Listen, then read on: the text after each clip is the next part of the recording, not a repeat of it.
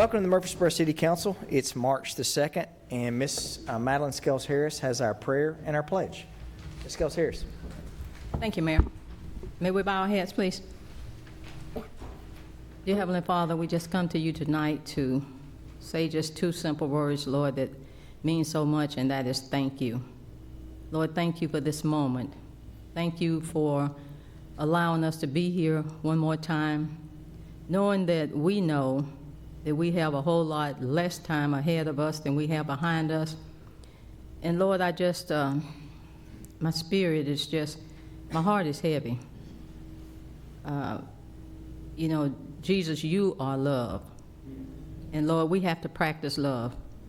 It really bothers me, Lord, when our city becomes a city of hate, a city that you have blessed so much, Lord.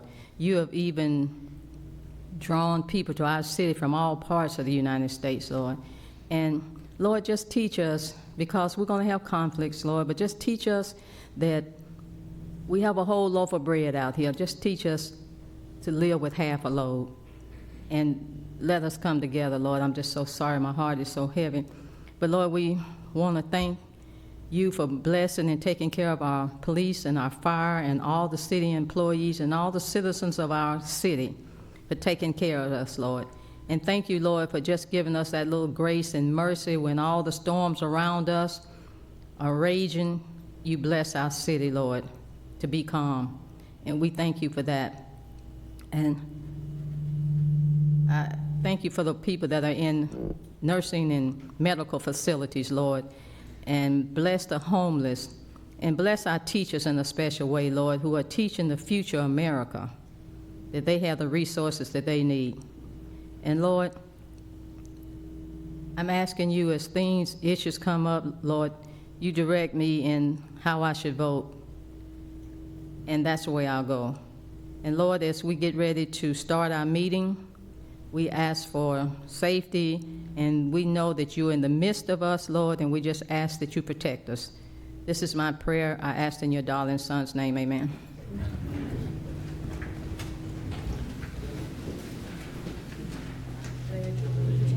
To the flag of the United States of America, and to the republic for which it stands, one nation, under God, indivisible, with liberty and justice for all.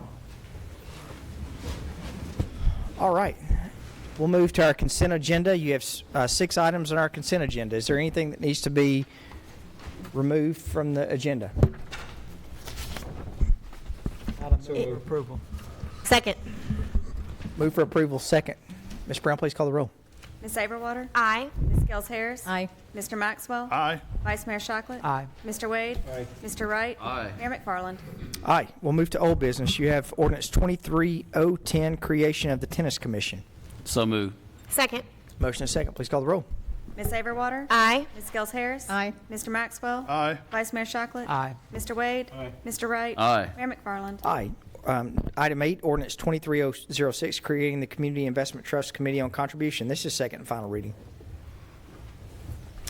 Second. Please call the roll. Ms. Averwater? Aye. Ms. Scales-Harris? Aye. Mr. Maxwell? Aye. Vice Mayor Shocklett? Aye. Mr. Wade? Aye. Mr. Wright? Aye. Mayor McFarland? Aye. We'll move to new business. Resolution 23R02, Public Entity Partners Matching Safety Grant Acceptance. Mr. Wilson. Good afternoon, or good evening, Mayor and City Council members. I come to you this evening to request your approval to move forward with accepting 2 safety grants. One is for our Fleet and Water Resources Department. It's an amount of $1,585. It's half of the amount of money paid for some surface level elevated training that the department did earlier in the year. It'll be half of the cost of the training, which was $3,170 total. The second grant is for our IT department. It is an amount of $2,000. It is to cover the security monitoring services for both the City Hall and the Water Resources Department. That amount, if approved, would be $2,000. Total cost for the security services is $134,000, so this would offset that. So what I'm asking you tonight is to approve for us to receive $3,585 in grants from PEP. I'm available for any questions or comments you may have. If Any no, questions? if no questions, I move for approval. Second. Motion is second. Please call the roll. Ms. Saberwater? Aye. Ms. Gels Harris? Aye. Mr. Maxwell? Aye. Vice Mayor Shacklet? Aye. Mr. Wade? Aye. Mr. Wright? Aye. Mayor McFarland? Aye. Thank you. Thank you, Randolph. All right, we'll move on to ordinance, Salem Highway and Barfield Road Special Sanitary Sewer Assessment District. Mr. Gore. Mayor, City Council, thank you for the opportunity to come before you this evening. I can pull up, I've got an exhibit. It'll come up. We're asking for a revised Salem Highway and Barfield Sanitary Sewer Special Assessment District. You can see where we currently have a $750 per single-family unit assessment for projects approved prior to 12/1, December 1st of 2022. We'd like to move that to $840 per single-family unit. And for projects approved after December 1st, 2022, it would be a $3,150 per single-family unit assessment. That, in essence, pays back about $8.4 million that we're putting back. We anticipate a 15-year payback on that $8.4 million investment to increase the capacity for new sewer connections in that corridor. So it does not apply to existing residential units. It's only for new construction. So I'm available for questions if you have any. So moved. Second. Motion is second. Please call the roll. Does there need to be a public hearing on this? Needs to Hearing, be a yes. public hearing. I apologize. I'm sorry. That was Austin's fault for calling. Yeah, it was. I do that every time. That's all right. All right, we need to hold a public hearing for this. Anyone wishing to speak for or against, we ask you to come to the podium. If you'll state your name and address, you'll have 3 minutes if you're representing you as an individual. If you're representing a homeowners association or a group, you'll have 5 minutes. All questions directed to the council, we'll get those answered at the end of the public hearing. So anyone wishing to speak for or against, if you will, please come to the podium. All right, seeing none, we'll close the public hearing. And now, Austin, you can make a motion on first reading for ordinance 23001. I appreciate your patience with my rookiness. So moved. Second. Motion is second. Ms. Brown, please call the roll. Ms. Saberwater? Aye. Ms. Gels Harris? Aye. Mr. Maxwell? Aye. Vice Mayor Shacklet? Aye. Mr. Wade? Mr. Wright? Aye. Mayor McFarland? Aye. All right, we'll move to land use matters. Rezoning property along Memorial Boulevard. We have to hold a public hearing for the rezoning of 4.1 acres. Ms. Green. Thank you, sir. Good evening, Mayor and Council. Our first land use item tonight is for you to consider a zoning application that our department has received to rezone property located along the east side of Memorial Boulevard, just north of Brent Mead Drive. You can see it in the shaded blue color on the map. This property is approximately 4.1 acres, and the application is to rezone the property from single-family residential district to PCD, and that stands for Planned Commercial District. The property is a part of the Brent Mead subdivision and previously had one single-family home on it. That single-family home has been demolished, and so you can see that it's now a vacant parcel. The applicants have submitted a planned commercial program book that's been included in your packet today to review the plan for the property. The plan shows 4 buildings with 2 along Memorial Boulevard and then 2 further in the back. And those buildings were proposed to be constructed in phases. There's 4 phases. Mr. Taylor will come up in just a moment and have a PowerPoint presentation and go through the details of the plan for you. But some of the things that we wanted to share with you were the changes that that were made to the book based on the conditions of approval of the Murfreesboro Planning Commission. The Planning Commission conducted a public hearing on the matter on January 11th, voted to recommend its approval subject to the developer providing privacy fencing adjacent to the residential properties to the north. The plan shows privacy fencing and buffering along the rear, which is the eastern property line, and the southern property lines. But there are some zero lot line homes to the north, and Planning Commission wanted to have the same type buffer applied to them as well. So the plan in the program book is to build half the width of the buffer. So the buffer would have half of the width of the landscaping and then a 10-foot privacy fence, with the other half of the landscaping coming with that phase that's developed. Additionally, Planning Commission inquired if there would be a right turn lane needed into the property off of Memorial Boulevard. And at this time, staff and the engineer for the applicant have not evaluated the need for a right turn lane. However, when it comes to Planning Commission, we will conduct the evaluation. And to add a note to this book, they changed page 19 saying that a traffic analysis will be submitted with the site plan, and the Planning Commission will have the final determination of whether a right turn lane into this property is needed. Then applicants did hold a neighborhood meeting before going to the Planning Commission, and there have been interest in this property and some good comments, I think, that were able to be incorporated. We currently have a future land use map and has been approved, and we have a proposed future land use map. Both of those maps recommend that this property develop with general commercial uses, and so it's consistent with both the existing future land use map and the proposed future land use map. If there are any questions for me, I'll be glad to answer them either before or after the public hearing, and Mr. Taylor would like to present the plan to you.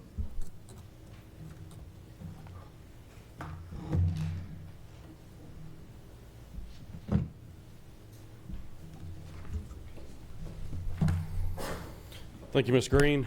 Mayor, members of the council, I'm Matt Taylor of SEC, and I have Mr. Tom Meek, the architect on the project, with me as well. I do have a brief presentation over what we've called Memorial Plaza. As Ms. Green said, it is about a 4-acre piece of property just to the north of Brent Mead Drive and Brent Mead subdivision, and to the east of Memorial Boulevard. Today it's zoned RS-15. It's adjoined by RS-15 to the south and east, and then commercial local to the north, and commercial highway to the west across 231. Today, the site drains generally from east to west, so from the rear out toward Memorial Boulevard. Water and sewer are also along 231. There's also a water line inside the stub street coming from Brent Mead Drive to the south that we would connect to. So the top left picture here is from Memorial Boulevard looking into the site, so you can see that rise of the property. This driveway here went to the old house that was removed, I think it was about a year ago.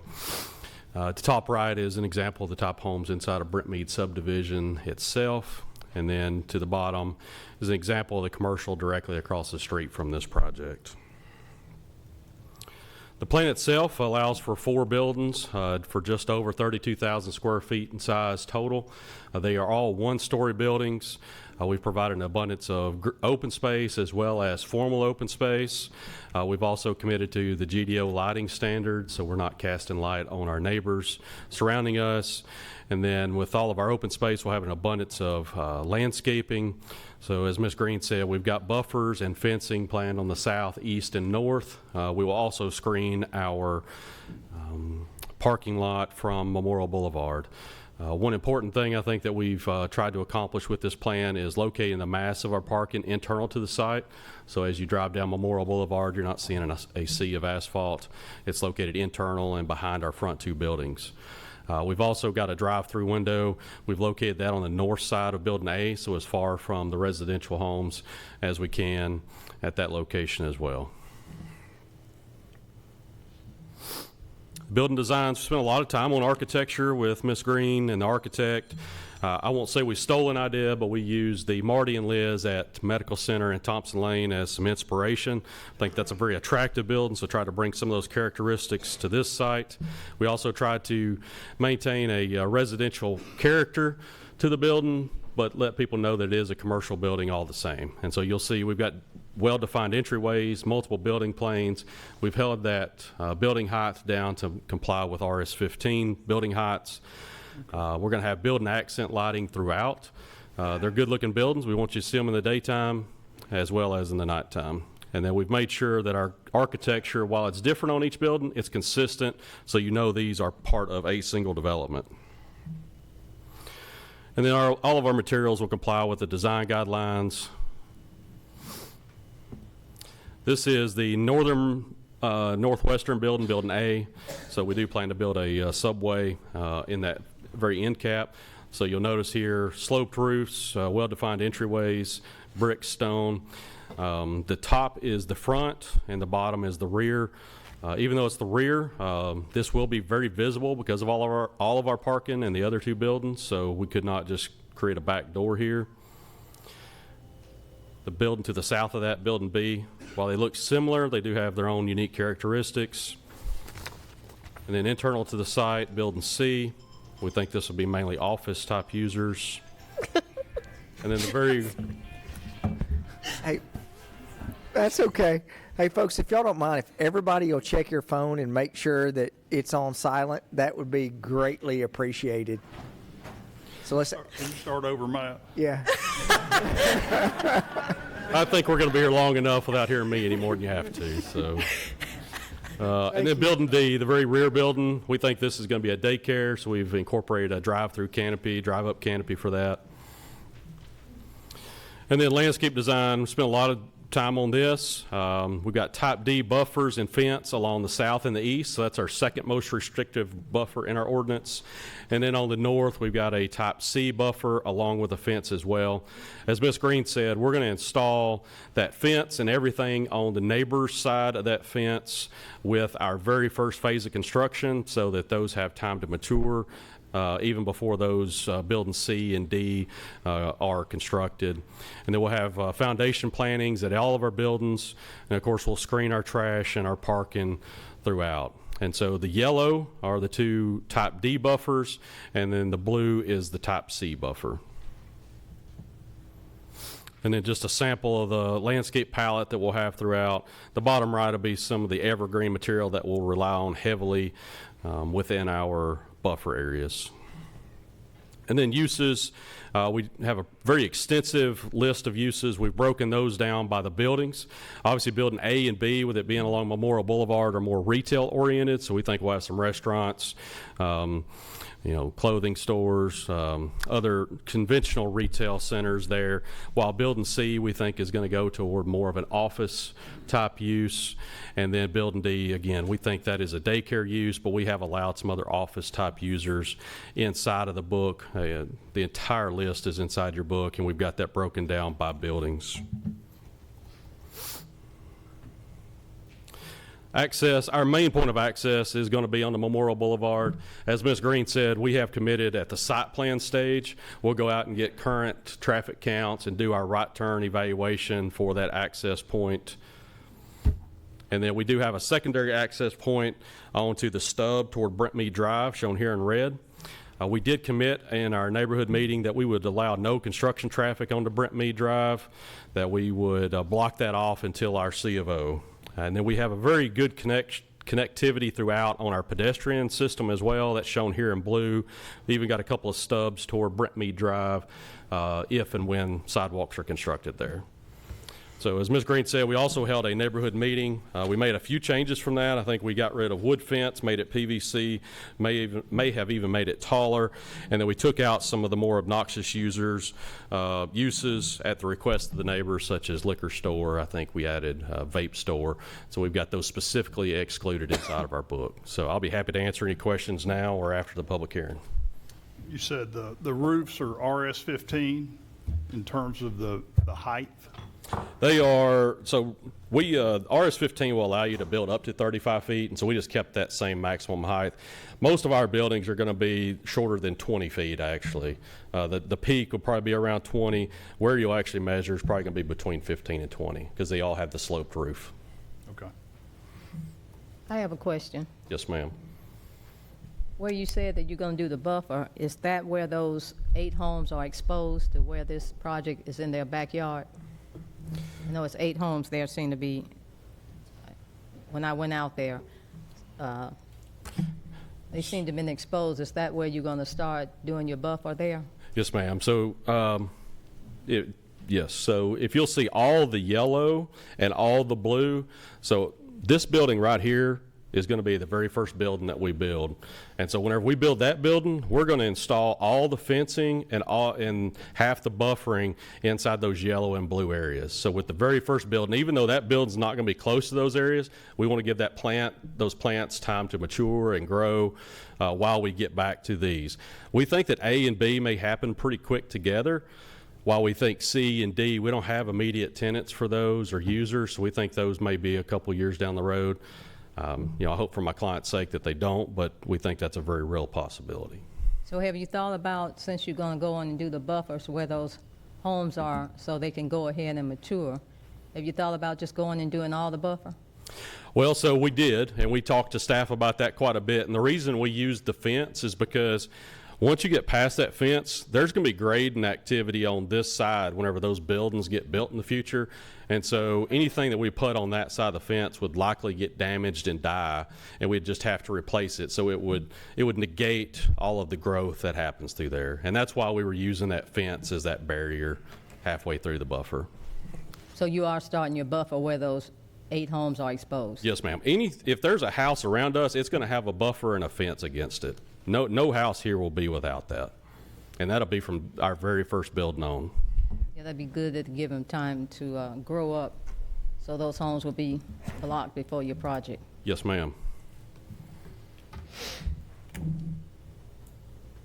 All right, we need to hold a public hearing for this rezoning request. Thank you, Mr. Taylor. Anyone wishing to speak for or against this 4.1 acre rezone, please come to the podium.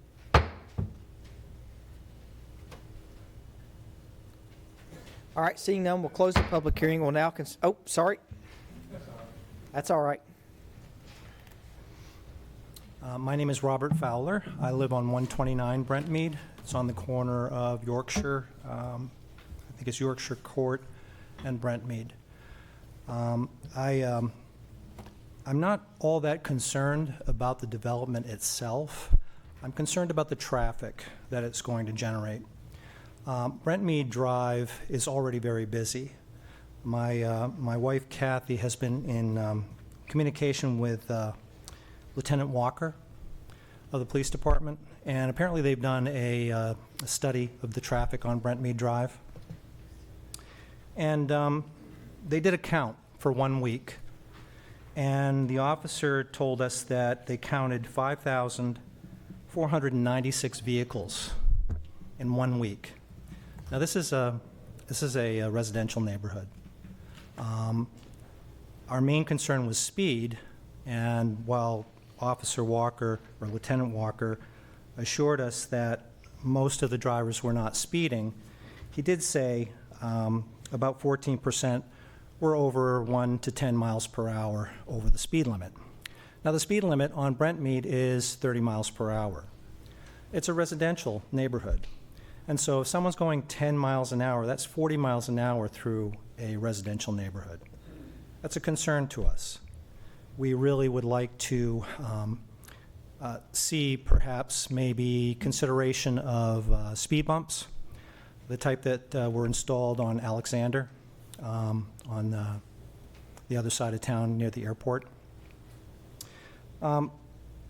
But even if only 7% of those vehicles were speeding 5 to 10 miles per hour over the speed limit, that's 55 cars per day.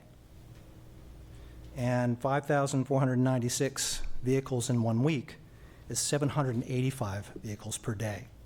That's quite a bit, wouldn't you say, for a residential neighborhood? And if we see this development, and like I said, I don't have anything against the development. What I have a concern about is the traffic that it's going to generate. So if we already have 785 cars per day coming down Brentmead, just think how many we're going to have if you have a daycare installed there and other businesses, especially with that stub coming out onto Brentmead. That's really our main concern.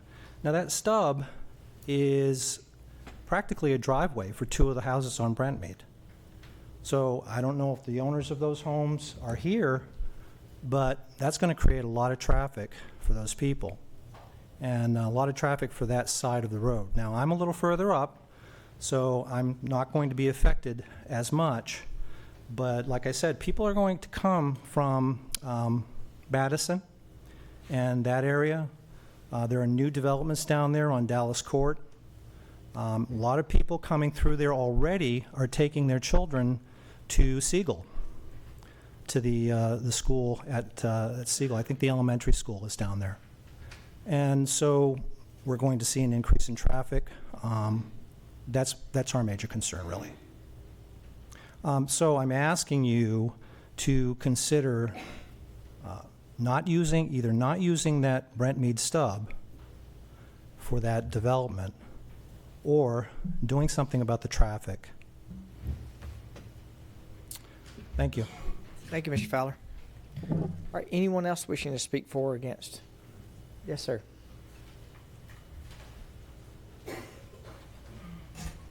My name is Harold Richardson. I'm a resident on Brent Mead Drive. I live right down from Bob, who just spoke. Been living there 10 years.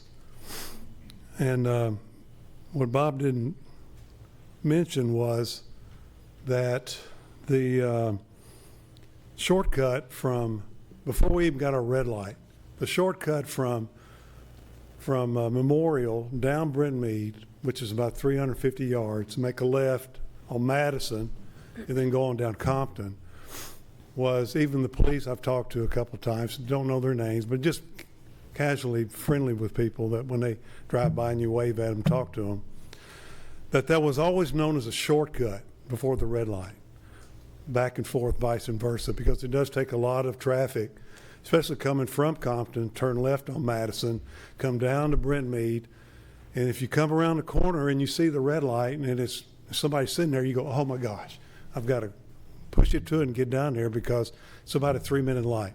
Don't have an issue with that because you have to time the lights up and down Memorial. But our current traffic is just awful.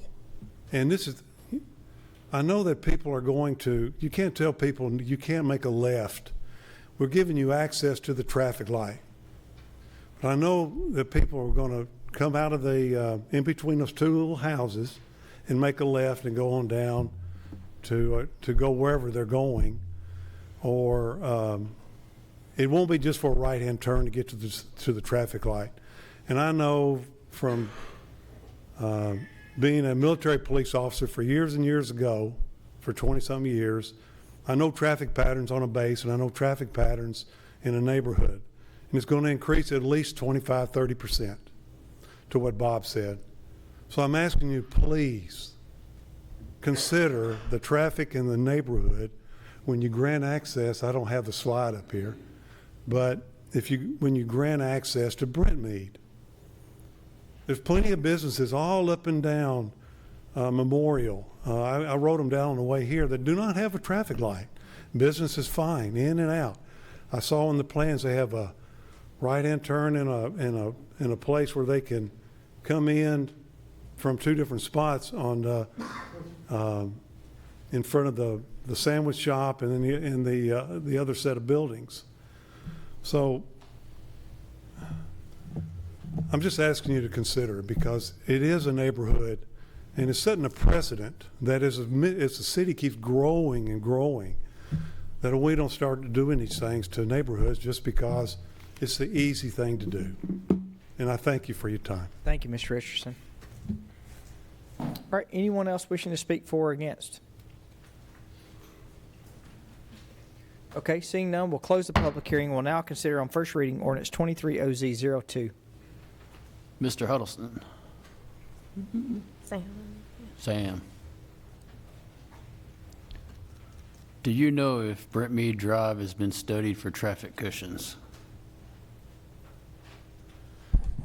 Some handy city staff member in the back nodded their head affirmatively that it is in the process or has been studied for that. And to have a little color commentary on Mr. Wright's question, the city does have a traffic calming program where neighborhoods can request the areas to be studied. I might ask if somebody from our public infrastructure department would have where we're at on that report that might help us in your discussion.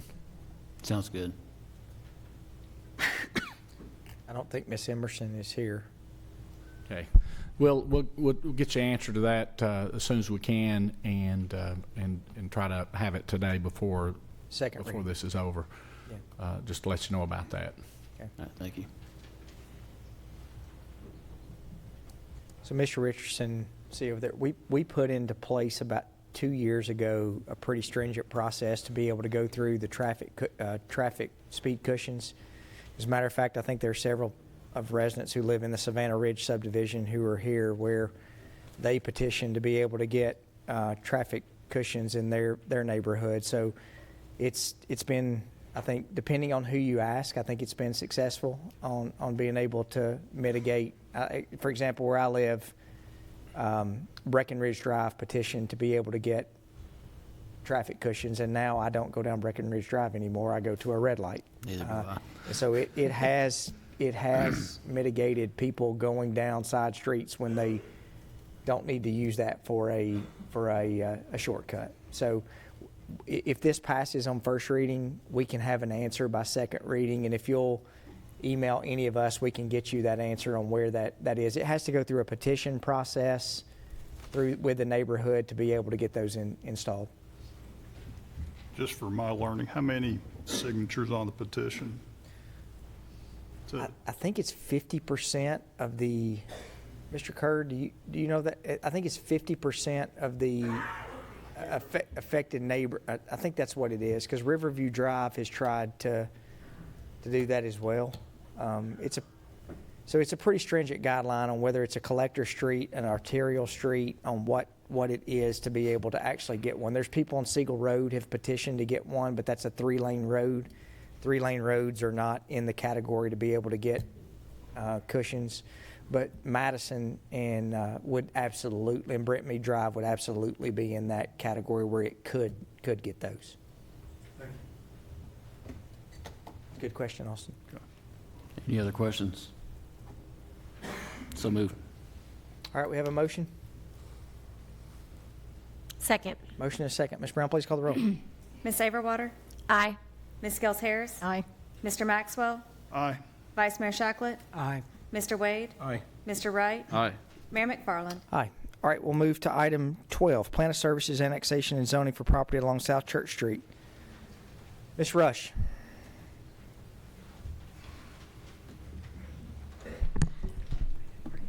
Good evening, Mayor, council members. Yeah, you scroll through. Thank you for your patience. So this item is a petition for annexation of plan of services for approximately 0.81 acres located along South Church Street and Highland Drive. The property owner, Mr. Sam Willard, had submitted the petition. Simultaneous with the application to zone, with the application to petition to annex the property is a zoning to planned commercial development. The annexation study area is located within the City of Murfreesboro urban growth boundary, and it is contiguous to the city limits located along South Church Street right away. The Planning Commission held a public hearing on January the 11th, and they had recommended approval. Prior to the Planning Commission hearing, staff with the developer had attended a neighborhood outreach meeting, and that was held on November the 28th, before Christmas. There were residents that showed up and provided comments, and adjustments were made to the zoning, and there was no comments made regarding the annexation. So staff has prepared a plan of services, which was included in your staff report packet, and the proposed annexation does provide information regarding how city services can be provided to the property. That plan of services does demonstrate that the city services can be provided with no regard. Our request this evening is for you to conduct a public hearing regarding the plan of services and the requested annexation, and I'm happy to answer any questions you may have. Any questions, Ms. Rush? All right, thank you, Ms. Rush. Hey, I'm going to make sure and publicly say I'm abstaining from discussion on the plan of services annexation and the zoning on this item 12. I do want to make a comment for those who are in to talk about our procedure. So most of you who are here for the next item are going to be more concerned with the zoning. So we have to go through a procedural process anytime that we are annexing a piece of property. So we have to show that we can provide a plan of services, which basically in technical terms just means that we can provide police, fire, trash to those services. So we may vote on something, but it's really just saying that we can provide services to it. So in other words, you really don't care about whether we can provide services. The second is the annexation, which if we can provide a plan of services, that means that we can annex the property. It's all procedural. The thing that you're really going to be worried about on the public hearing is the zoning. If the zoning were to fail, the plan of services and the annexation don't matter. So I guess what I'm saying is you really, on item 13 mainly, I'm explaining this for anyone on the plan of services, you're more worried about D, the public hearing on the zoning. So now we need to consider item 12, which will be that we can provide services to this piece of property. I give you that because 12 and 13 are very similar. So we need to conduct a public hearing that we can provide a plan of services and the annexation. Anyone wishing to speak for or against, please come to the podium.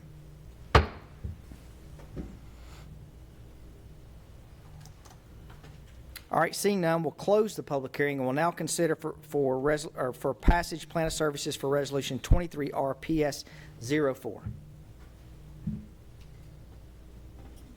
So moved. Second. Are you voting on 04 or 03? I'm sorry, 03, the plan of services. I don't have my reading glasses. I apologize. Way to call me out. So making sure we're voting on the right thing. No, he does. Now I do. Okay. We have a motion and a second on 03 for the plan of services. Sorry, who seconded? I do. Please call the roll. Ms. Averwater? Aye. Ms. Scales Harris? Aye. Mr. Maxwell? Aye. Vice Mayor Shacklet? Aye. Mr. Wade? Aye. Mr. Wright? Aye. Mayor McFarland? Abstain. All right, we'll now consider the annexation resolution 23RA03. So moved. Second. Motion and second. Please call the roll. Ms. Averwater? Aye. Ms. Scales Harris? Aye. Mr. Maxwell? Aye. Vice Mayor Shacklet? Aye. Mr. Wade? Aye. Mr. Wright? Aye. Mayor McFarland? Aye. All right, we'll now consider the public hearing. This is the zoning of .54 acres. Ms. Rush.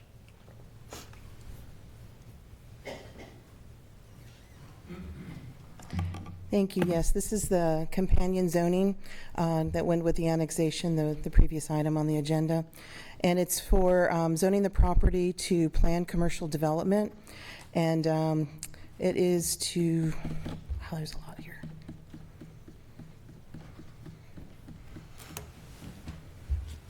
That might help a little bit. So it is requesting to zone the property to planned commercial development, and it's for a single building, one story, a multi-tenant retail building that currently have a tenant in place for one of them, which is for an urgent care. So the uses that are proposed in the program book are limited in nature. They're very neighborhood commercial. There are actually some uses that were listed as prohibited at the bequest of some of the neighbors, including vaping, tobacco shop, liquor store, pain clinic. So those were the primary ones. So the Planning Commission held a public hearing on this item on January the 11th and recommended their approval of the zoning. We also, as I indicated on the last one, had held a neighborhood meeting back in November 28th, 2022 on this item, and the comments that were made were primarily addressed by the project developer, which was very good. The program book does provide information on the building design.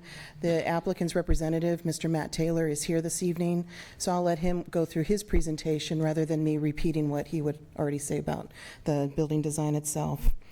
So we are asking for a public hearing on this item because the zoning is consistent with the future land use map, our current future land use map, and the one that is proposed for update. Both show it as a commercial use, and that is what's proposed. Mr. Matt Taylor? Marina, did you say pain clinic? Correct. As a prohibited use. as a prohibited use. Right. So the proposed one that they're going to occupy is a urgent care clinic, like a walk-in clinic that we see in many, many other buildings around town. But not an opioid clinic? No, sir. Pain clinic. Okay, thank you.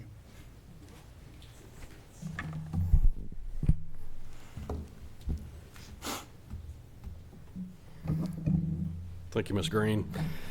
Mayors, members of the council, Matt Taylor of SCC, and I'm accompanied by Mr. Stephen Dotson, the applicant on the project tonight, and do have a brief presentation over what we've called South Church Corner.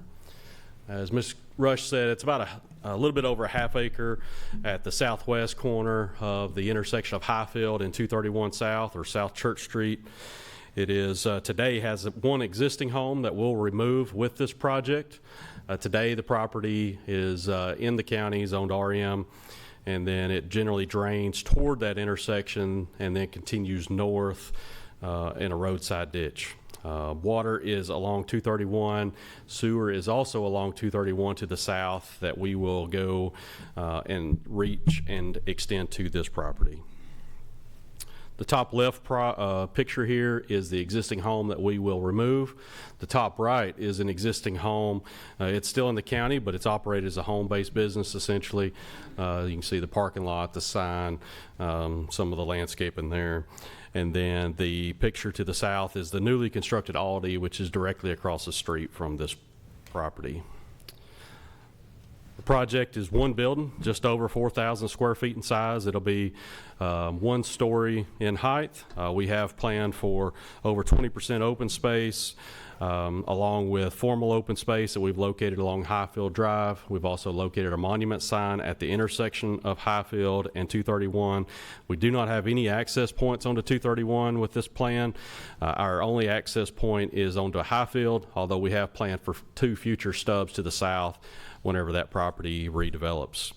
We've also committed to a landscape buffer and fence along our western boundary. And then we also have our trash and solid waste enclosure at our southwest corner, so it's buffered from views of right-of-way. That'll be enclosed fully and landscaped. And then our GDO lighting standards will apply here as well. So the building design, this is a tried and true building. We're actually building this same building over near the intersection of Veterans Parkway and Highway 96. You'll see it has defined entryways, multiple building planes, quality building materials, brick and stone throughout. So here's a view as you're standing at the intersection of 231 and Highfield, looking into the site. Landscape design, one of the main thing is the type D buffer and fence along the west side. The building itself will have foundation plantings around each side, and then we'll screen our parking and trash. And so the red areas on this would be that type D buffer along that western property line, and then the yellow would be our formal open spaces, so that'll be some benches, decorative paving, enhanced landscaping. And again, a sample palette of our landscape material. The allowable uses, as Ms. Rush said, they're very neighborhood oriented. We're offering services to the area. We don't think we're going to draw somebody from Memorial Boulevard to this location. It's very much the people that live back off Highfield in the immediate vicinity. And again, it is an urgent care as one of our tenants. We do have a speculative on the other space. I think it's a 12 or 1,500 square foot space that we don't have a tenant for yet. But it is definitely not a pain clinic. We did want to differentiate ourselves from that. And again, we don't have any access onto 231. We have shown for 2 future stubs to the south. Once that property redevelops, we feel very confident that it will. And then we did request a few exceptions on the buffer from the ordinance, and those have to do with that southern property, the way it's used today in the county, and then how we anticipate it being used in the future. So those are outlined inside the book as well. And then I'll be happy to answer any questions. Any questions for Mr. Taylor? All right, seeing none, we'll need to hold a public hearing on this zoning request of 0.54 acres. Anyone wishing to speak for or against, please come to the podium.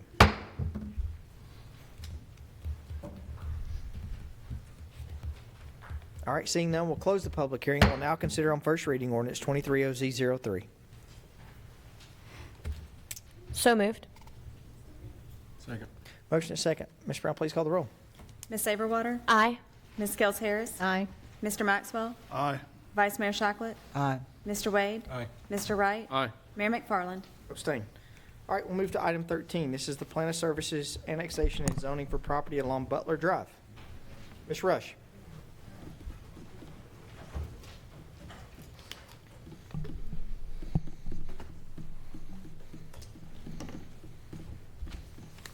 There we go. Good evening. So for this one, the applicant is the City of Murfreesboro. We are the property owner, and we are proposing to annex the property into the city limits of the City of Murfreesboro. The subject property is 22.32 acres, and it's located along the west side of Butler Drive, as depicted in this map, and north of Joe B. Jackson. It is in an area that is primarily industrial. There's a lot of industrial uses to the north. The zoning in this area is industrial in nature. There's general industrial to the south and light industrial within the county that's unincorporated, and heavy industrial as well as in the city.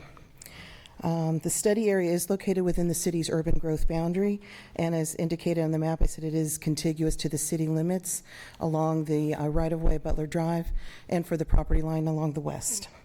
A neighborhood informational meeting was held on January 9th. We did an extended notification of 1,000-foot radius. We normally do 250. So we did have some people show up to the neighborhood meeting and provided some feedback at that point. So the annexation study was done and completed for this annexation proposal, and staff's plan of services was attached to the staff reports contained in your packet. And the plan of services does demonstrate that city services can be provided to this property.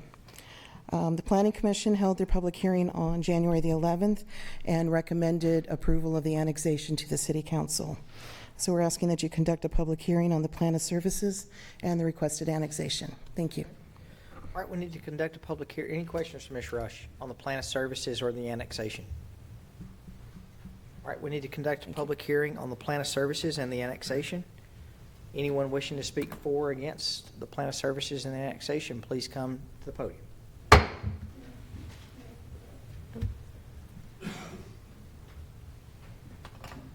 Mayor Shane McFarland and City Councilman, I am Sherry Murray. My maiden name is King. We live right in the blue area. My mother does. I have property there. My mother's 93 years old. And through the years, look like the city have just came and took over. My father used to farm there. And it's a main concern, my mother, 93, to have to move. Another thing coming up is about the waste facility around that area also. And we are very concerned. My mother's worried me to death about it, and it looked like everything just came all at once, and we didn't know anything about it. I don't always get the mail. Just so happened I got mail on this, and she showed it to me. So we are very concerned. The city have moved around our property and just seemed like inching our property away. Back in 1989, I think that's when the interstate came through and divide our property. So we still have some on Elam Road and the other on the other side of the interstate on Butler Drive. And it's just, we are very concerned. Thank you. Thank you, Ms. King. All right, anyone else wishing to speak on the Plan of Services and the annexation?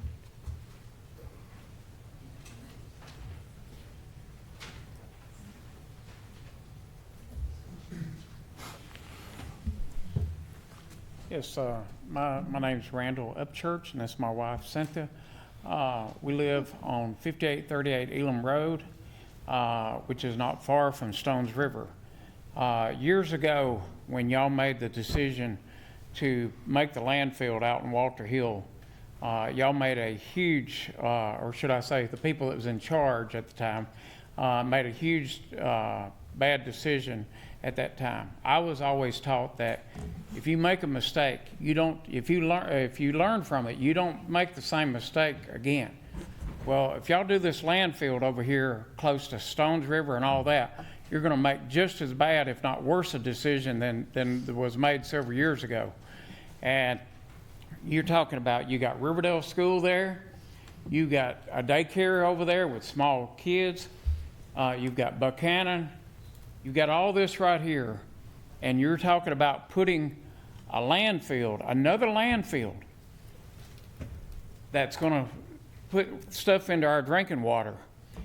And she already knows herself, she got a friend that his dad was affected from the water. Mr. Upchurch, I'm not trying to cut you off, but I think you want to be talking at the zoning portion and not the annexation and the plan of services. I think your comment's very well taken, but I think you want to talk about that at the next public hearing. This is just for the plan of services and the annexation.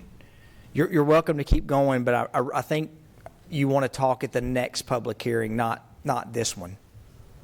I thought that's what this was about. No, sir. This is just for the plan of services and the annexation, which means we can provide services to the property and that we legally can annex the property. This public hearing is really just for procedure to be able to get to the next public hearing. So when- You're welcome. Public hearing. Yes, ma'am. There's another public hearing that you're going to be able to talk about everything that you're talking about now that will definitely be more relevant to that discussion as the zoning discussion. Well, when is that, or is that? It'll be as soon as, here in about 5 minutes. Okay. Yes, ma'am. I got you. Yeah. We were under Yeah. the assumption that it was about this tonight. No, yeah, no, I promise you, we're not going anywhere. We're going to be right here. So. All right, well, we definitely have a whole lot to say the next time around. Yes, sir. No, sir. We don't expect so. All right. So does anyone else wish to speak on the plan of services and the annexation? All right. We'll get you here in a second, Mr. Upchurch, I promise. They're even blocking the door, so we can't get out of here. All right. So we're going to close the public hearing, and now we're going to consider on first reading Resolution 23RPS04 for the plan of services. Move for approval. Second. Motion and a second. Please call the roll. Ms. Averwater? Aye. Ms. Scales Harris? Aye. Mr. Maxwell? Nay. Vice Mayor Shacklet? Aye. Mr. Wade? No. Mr. Wright? Aye. Mayor McFarland? Aye. All right, we'll now move to the annexation, Resolution 23RA04. This is just that we can annex it. So move. Second. Motion and a second. Please call the roll. Ms. Averwater? Aye. Ms. Scales Harris? Aye. Mr. Maxwell? Nay. Vice Mayor Shacklet? Aye. Mr. Wade? No. Mr. Wright? Aye. Mayor McFarland? Aye. All right, we'll now conduct a public hearing for the zoning of 22.32 acres on Butler Drive. Ms. Rush. Yes, this is the companion zoning that would accompany with that annexation that we just had on the agenda. Again, the applicant is the City of Murfreesboro Administration Department, and the proposal is to zone the subject property to HI, heavy industrial. The subject property is 22.32 acres in size and is to allow for the future development of a variety of city facilities. Neighborhood informational meeting was held on January 9th, 2023 at City of Murfreesboro Fire Station located at Runnymede Drive. The adjacent properties have a variety of zoning and existing land uses that are industrial in nature. To the east is Interstate 24. The properties further to the north are heavy industrial and zoned HI and are developed with a variety of heavy industrial uses. The properties contiguous to this one to the north do have a single-family residential and the daycare facility. To the south of the study area are properties in the Rutherford County, zoned light industrial, and these properties are currently vacant. And further to the south, south of Joe B. Jackson, are properties zoned general industrial, and one is the future location of Buc-ee's. For this zoning proposal, it is inconsistent with the current future land use map, which shows it as general commercial. The city is in the process of updating our future land use map, And with the proposed revisions, staff had studied and is recommending that this site be an industrial designation called business innovation, which allows for industrial and advanced manufacturing types of uses, which would be compatible with the area for industrial itself. So we are asking for a public hearing on this item, and I will turn it over to the council because I see there's a lot of people here to speak. Okay. Mr. Gore, I think you have a presentation. Thank you, Ms. Rush. Any questions for Ms. Rush at all? Okay, Mr. Gore. Mayor, council, thank you again to have the opportunity to discuss this item. My name is Darren Gore. I live at 2922 Chateau Court. So I am an Indian Hills resident since 1999. We've been studying this process now for going on several years, with Waste Away specifically for a couple of years, but we've been looking at this site beyond that, even as a transfer station 4 or 5 years ago. So I wanted to I did get my flyer in my mailbox as part of the neighborhood canvassing, which I appreciated. I mean, I appreciate the neighborhood and being involved and people being concerned, and I think having this type of forum and allowing people to speak is a great thing. But I wanted to kind of go through some corrections to the flyer. So I'm going to go through this, maybe a little bit tedious, but I want to go ahead and kind of address all of the items in the flyer. So nothing's going to be burned at this proposed facility. No trash, none of the biomass fuel that's created will be burned. There will be a conversion of trash to a biomass solid fuel, and that will be a feedstock into a renewable natural gas digester. This is an established and proven technology. General Mills has actually been digesting the food waste for over a decade, and it's right across the river from Indian Hills as well. So this SE3, which is a trademark of Waste Away's biomass fuel, it's just another feedstock that we've tested, and we're putting it into the anaerobic reactor to determine how much natural gas it can produce. So laboratory and pilot studies have demonstrated that this is an excellent feedstock to generate gas. Renewable natural gas is kind of a hot commodity right now.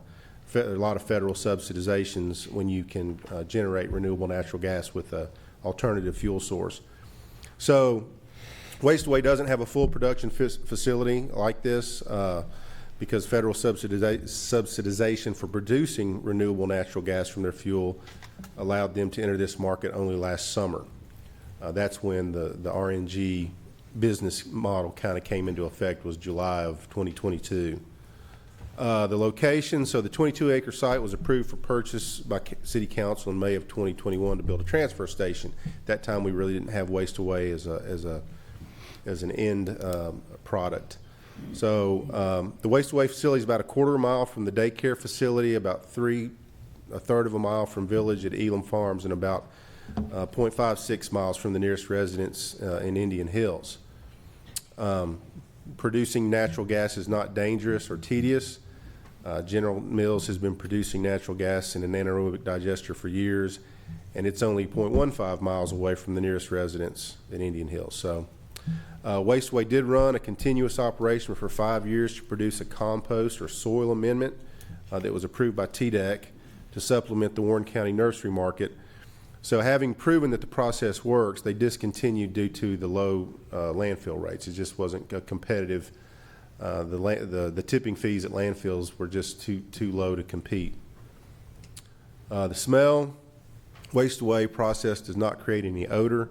We've had several site visits by staff and council to the Morrison facility while it was in operation, and confirmed that there's no smell. There's no burning process again, so there's no airborne particulates that will need to be generated or needing mitigation. All the municipal solid waste is inside an enclosure. It's negative air pressure building. The entire process takes about 30 minutes from the time that the garbage is tipped on the tipping floor and then created into the biomass fuel. The facility will manage about 140,000 tons per year.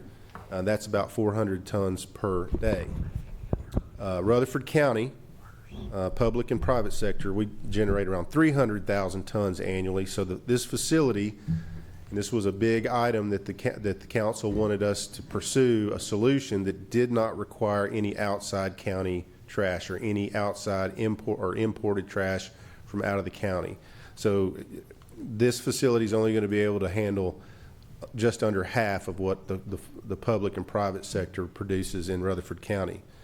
So a lot of the other solutions require like Middle Point, for example, requires a regional trash import in order to make their business model work. This particular facility does not require that. So the annexation and zoning, the city always annexes properties on which it intends to build infrastructure and use for public purpose. Properties currently zoned in the county as light industrial, which is defined as allowing the manufacture, compounding, processing, assembling, packaging, treatment, or fabrication of products if all such operations are carried out within completely enclosed buildings. So I believe this facility does meet those criteria, and I do think that it would be an acceptable use in the current zoning within the county. The city does not allow manufacturing in its light industrial zoning, right? So it does have, so it had to go to a HI, heavy industrial, to allow for that manufacturing component. The truck traffic, so the Butler Drive property, we've had our eyes on this property for quite a while because it's situated right near I-24 and the Joe B. Jackson Parkway interchange. And I'll have a slide here, but this is going to provide minimal impact to local traffic. We think 50 to 70 truck trips are estimated each day. This traffic load is already on Murfreesboro roads. I mean, this is the truck traffic that we have ongoing to pick up people's solid waste containers. Compare that again to Middle Point. You're talking about 350 to 500 truck trips to Middle Point. One of the main goals of the council was to minimize the amount of truck trips to a new or proposed facility. And again, this facility is only being considered because Middle Point is on, we have been fighting to have it closed and to disallow its expansion. So this is an alternative to our current outlet, which is Middle Point on the north side of town. So the property values will plummet. I didn't get a chance to talk with our tax assessor, I'm sorry, I can't think of his name offhand. But I just went back and looked at my house. Mr. Mitchell. Rob Mitchell, I'm sorry. Yeah. Sorry. I bought my house in 1999. So it's gone up 210% from what the purchase price was to the current appraised value. It's about 9% per year. The waste-away facility is located farther than other manufacturing plants. I also know that the Folks, I hate to do this, but if y'all are going to sit on the front row and comment while someone else, I promise everyone else is going to be respectful while everyone else is talking. Please let him present. Thank you. Thanks. So I want to go through the project real quick. So that was kind of talking about the flyer that was put out and maybe correcting some things that were put in there. This is about the components of the project. And again, I would love to go into super detail on the manufacturing process and give everybody the warm and fuzzies on how this process works. But we have a material management station. This is where the garbages come in. It's tipped inside a facility. Then it is turned into the SE3, which is the biomass fuel.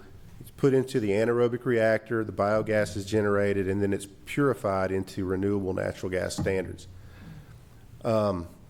We're looking at the public financing component of this just being with the material management section and a revenue-based financing on these others. And I've been asked the question, well, what if we don't get private investors to invest in the revenue bonds to fund these other components of the project? Well, the project won't get funded.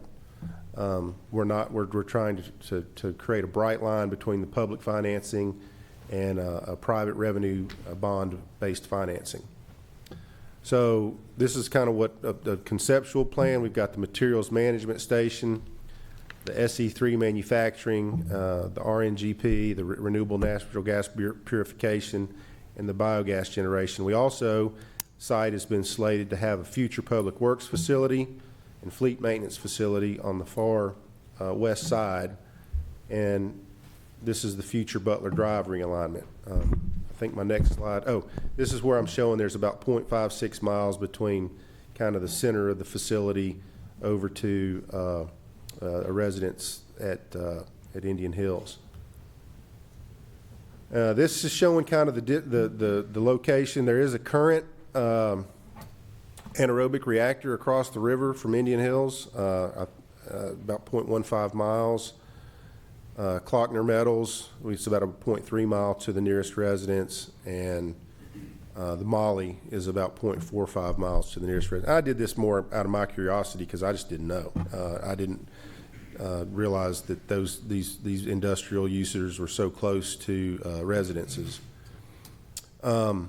This is the realignment of Butler Drive and Elam. Bucky's is down here proposed in the left corner. What the plan is that we're going to kind of disconnect or kill that intersection where Butler Drive currently interconnects with Joe B. Jackson.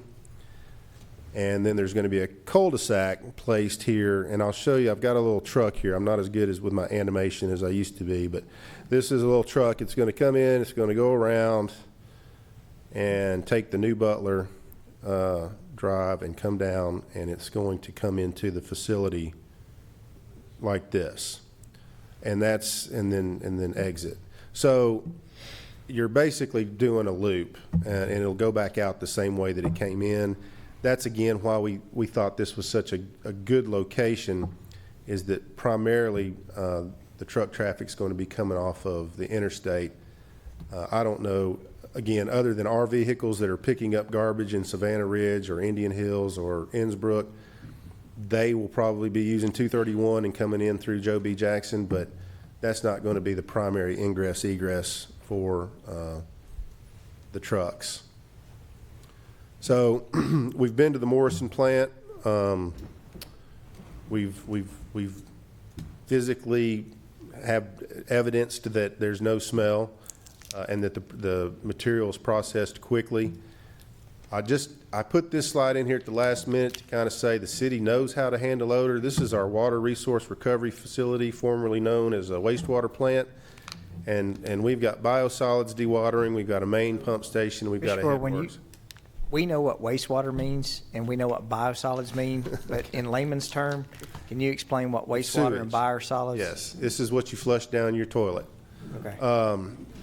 So this is everything, and it's so we're right adjacent to Oakley subdivision and Riverbend subdivision, and I just wanted, and again, this was me, just it created because of this. I wanted to find out how close were we. Biosolids dewatering is all the solids that comes out of wastewater. The headworks is where all the raw sewage is pumped, and we just know how to control odor. If something's contained within a structure, the odor can be contained. It's when you get stuff like what's happening out at Middle Point, where you've got a large amount of garbage that sits out in the sun and doesn't get adequate cover. That is when things start to off-gas and create some really rank smells. If it's contained in a structure, you can control the odor. So the anaerobic digestion, I'm trying to, this is kind of, this was Google Earth. This is the shot of the anaerobic reactor over off of next on General Mills. And again, this is kind of where it's located compared to some residents, about 1.15. But basically all it is it's a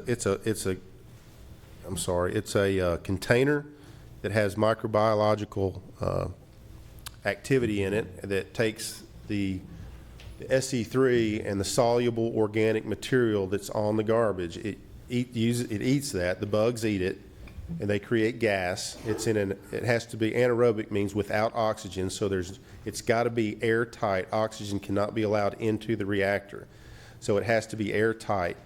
The gas is drawn off of the reactor, and then it goes through a purification process where it can be compressed. And a lot of folks are now moving towards, it's called compressed natural gas fueled vehicles. We actually, at the Butler Drive site, have a 6-inch high-pressure gas line in front of, right off of Butler Drive that has, I've talked with Atmos. We've got the potential to tap into that high-pressure gas main and pump the gas directly into Atmos's system. So just saying, this is old technology. Bugs have been generating gas a long time, and right now the business case to create renewable natural gas is just so high, it's so lucrative, so to speak, that it's just a good business model to follow right now. So that's really all I've got. I'm obviously available for more questions after the public hearing, and can talk about the process. We do have representative of Waste Away here. One thing I want to end on, though, is a lot of folks think this is going to be really a private venture. It really is. The city is, I don't know if it's been really coined as a public-private partnership, but we really are going to have very tight oversight over this type of build out, and even operationally, we're going to be good neighbors. So. Mr. Gore, I have just a few questions. Sure. So, is this a landfill? No, sir. There's not going to be any trash deposited in any land out there or covered or buried. I think, most of us who've been up here, we've worked. I think we're all in agreement that keeping our drinking water pure is extremely important to a community. Is there any way, based on a tipping floor inside a enclosed negative pressure air building, that trash gets to the Stones River? No, sir. It won't. We've gotten a lot of emails talking about whether this is a clean process, and asked if there had been any EPA studies done on this.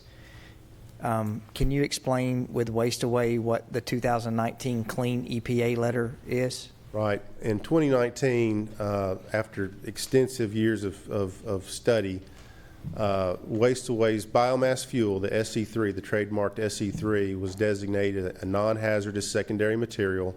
It's a pathogen-free fuel that is basically considered a coal or wood substitute.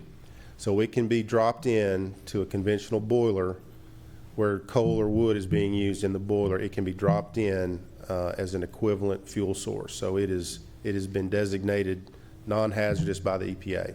But is there any burning whatsoever that would be going on at this facility? There would not be any after the gas is generated, any of the, basically it's called digestate, what's remaining from the reactor, that gets dried and that gets hauled to, we're working with Boozy Unisim. It's a international cement company. They've got a cement kiln in Chattanooga that they have done test burns with this fuel, and they anticipate using it. They get a good green, this thing has a negative carbon footprint. I won't get into all that, but they get credit when they drop this in as fuel instead of using their pet coke or their coal. And so they would use this as a solid fuel at the cement kiln in Chattanooga, and then the residue would get incorporated into the clinker. The clinker is a precursor to Portland cement, and so all of the ash, there would be actually no even ash product left over, because all the ash would be incorporated into that doesn't happen on this site. No, that does not happen. That is getting taken to Chattanooga. And then my last question, and I don't think a lot of residents in trying to explain, when we pick trash up now, so for example, if we pick trash up out in Innsbrook, what happens with that trash when we pick it up on the curbside right now? Well, it gets taken to Middle Point. But it has to drive all the way across Murfreesboro from Innsbrook to Middle Point landfill, and then that same truck drops the trash, and then what does it do? Right. It has to come back and pick up its route, where it left off on its route.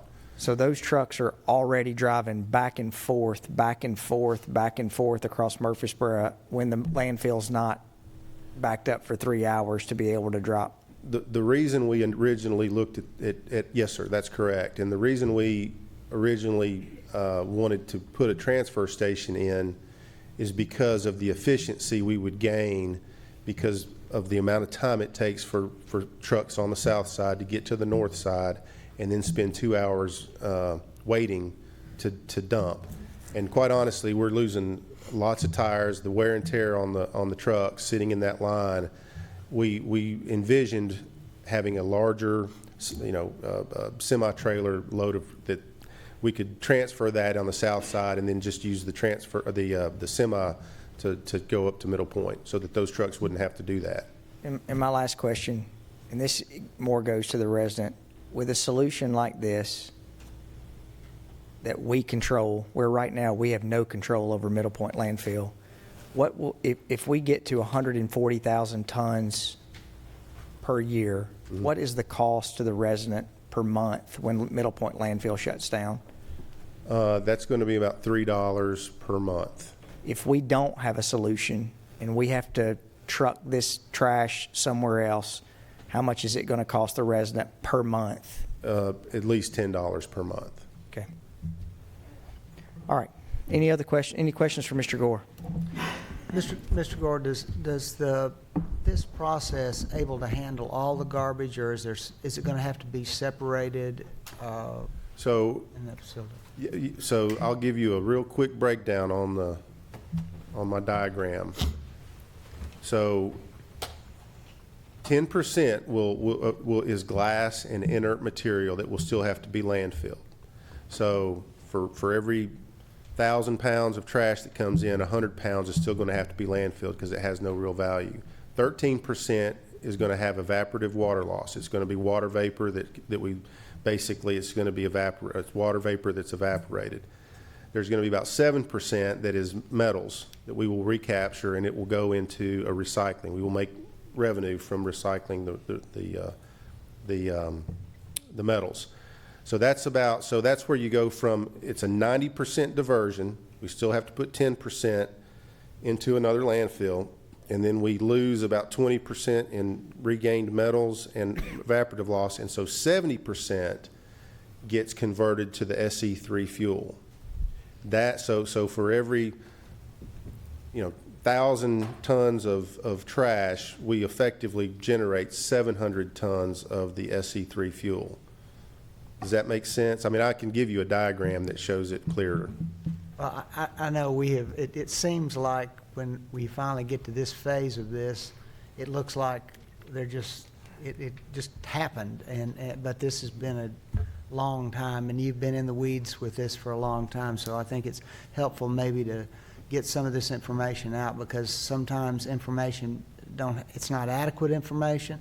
Right. And I would encourage us to maybe consider this. We didn't think there was going to be a problem here, so we might want to consider how we're getting information out to the public, because that may be a lesson learned that we could have done a better job to communicate them what the process is. The other thing is, does this facility able to handle all of our trash? Well, the city generates, and these are round numbers, but I'm going to say that the city resident, the trash that we pick up and control is about 50,000 tons. So let's just call that residential trash. It's going to be close to 50,000 tons per year. So this is a 140,000 ton facility. So roughly a third will handle the city's trash, and then the county is somewhere too. When you look at their convenience centers and the schools, the county does pick up city schools trash, by the way, just FYI. That's another around 50,000. So if you looked at the convenience centers, schools, Rutherford County, the Murfreesboro residents, you're getting close to that 100,000 mark. So you're getting to about 2/3 of what the facility can handle. There's about another 40,000 tons that can, if Smyrna or if Laverne or if there's some other industry, if there's other, commercial establishments or private sector establishments that want to tip there, that has that little bit extra, you know, another 40,000 out of 140,000 capacity remaining. And the other thing maybe needs a little bit more clarification, because I'll bet there'll be some public comments about this, is the operational control of this facility. Is this a city operated? I mean, when somebody has a problem, say I have an issue that I need to address about odor or something that's happening, noise, I don't know what it would be. They call the city, they call Wasteway. Well, they can call the city. I think so there's two mechanisms that can kind of happen here. We have some legislation that could potentially create a municipal solid waste authority. So it would be basically an enterprise fund venture, kind of like the Water Resources Department. So it would be operating purely off the revenues that it generated, but it would be an authority, maybe almost like a CUD, a Consolidated Utility District. But the city would still, I think, have control of that through either a governing board or through some type of management agreement. The other thing is if the solid waste authority cannot be created, then I think it would be a city managed operation, but we would contract operate. I don't think the city needs to get into industrial manufacturing. That would be something that we would probably contract operate out with another. We would bid that out and look for outsource the manufacturing part of that. Other than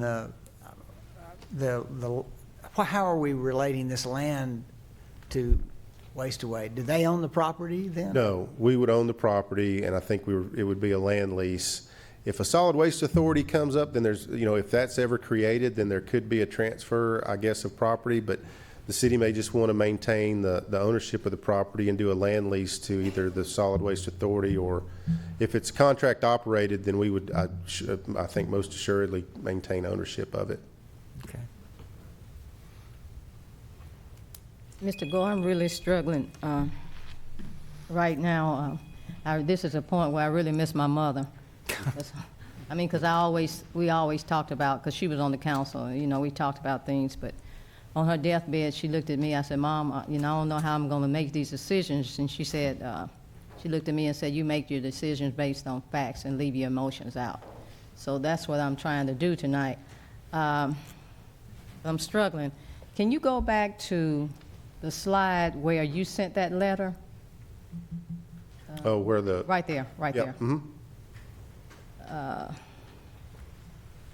The smell, you saying the smell, there will not be any odor, right? No, ma'am. Okay, and the trucks that will be coming and going, they will be coming off the interstate? Yes, primarily. That's the whole point. I mean, that was why that site was so ideally located, is that we had interchange access. So the only trucks that I can envision coming off of Church Street or 231 and down Joe B are going to be our trucks that are servicing the southern part, those residences on South Church Street. And Mr. Gore, to piggyback off of Ms. Scales-Harris, right now, many of us driving in our community, you'll see these atomic trucks that are in our community. I don't know if y'all have seen those semi-trucks. Well, that's trash that's coming outside of Murfreesboro or outside of Rutherford County that's going to Middle Point landfill. We have no control over how they get to Middle Point. So in other words, you'll see them drive down Broad Street, you'll see them drive down Thompson Lane. But do we have control over our trucks on how we dictate they come into this site? Sure, we could. I mean, if you know, we could say anybody that's north of the Church Street interchange at I-24, they have to use interstate access. If you're south of that interchange, and the only reason you would be south of that interchange, again, would be you were picking up trash and servicing the residents on the south side. That would be the only reason they would be there. Do we monitor our trucks with GPS or route guidance? We do. We have a RouteWare navigation system, and we can follow where our trucks go and where they're at. Ms. Scales-Harris, I'm sorry. No problem. And I know I've talked to some of our waste people, and they say they actually get to the landfill, and they are waiting anywhere from an hour and a half to 2 hours Yes. in line with the trucks just running. Another concern I have is the property value. What would this do to the property value of the people? I am not a subject matter expert in property values and how this facility could impact them. I went through my own little back and napkin exercise on my house with the industry that's surrounding us that's closer to it, the neighborhood, than this would be, and I'm just kind of, I don't think that the homes, I think, I got this secondhand, but somebody had approached Mr. Mitchell about property values increasing in the north side of town, where next to the landfill, and the property values did actually increase. You can never say if they increased less or if they would have increased more without the landfill there, but they did increase.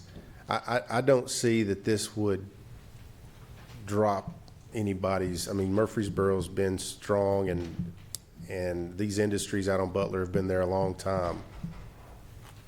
So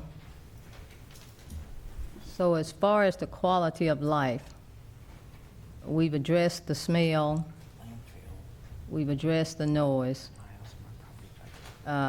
we've addressed the traffic, and we've addressed the burning situation. And you said no home is within 10 football fields. That's roughly half a mile is about 10 football, about 3,000 feet. And let me just say, if this doesn't work out, my quality of life probably ain't going to turn out too good. It's a joke. Sorry, it didn't land that one very good, did I? Yeah, it may be time for you to sit down. Yeah, maybe time. But that's all my questions. Okay, thank you.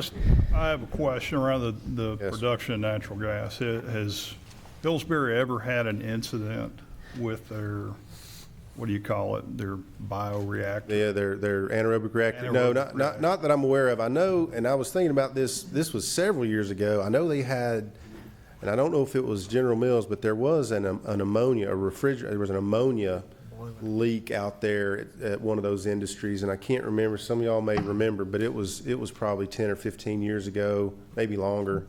That there was a ammonia leak from one of the industries out there that required some evacuation. But no, as far as the anaerobic reactor goes that Pillsbury's had, I'm not aware of anything. As far as the smell, I went to Morrison, and there's no smell outside, so I agree with you.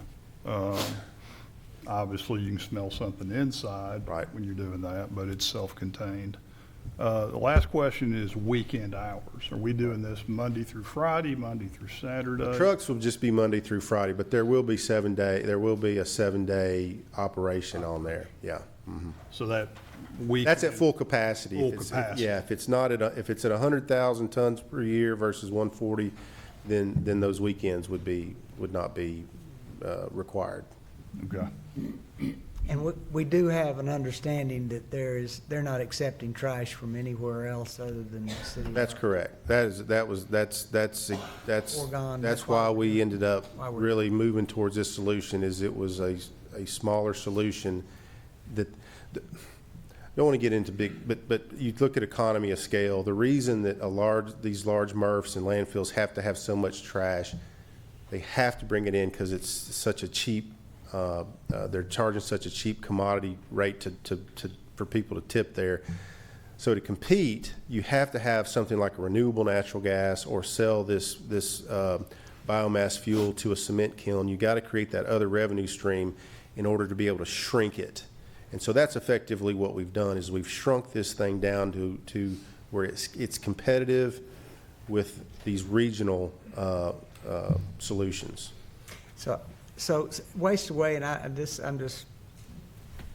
Waste Away is just charging us a tipping fee, or what? How do they? Yes, we will. Well, no.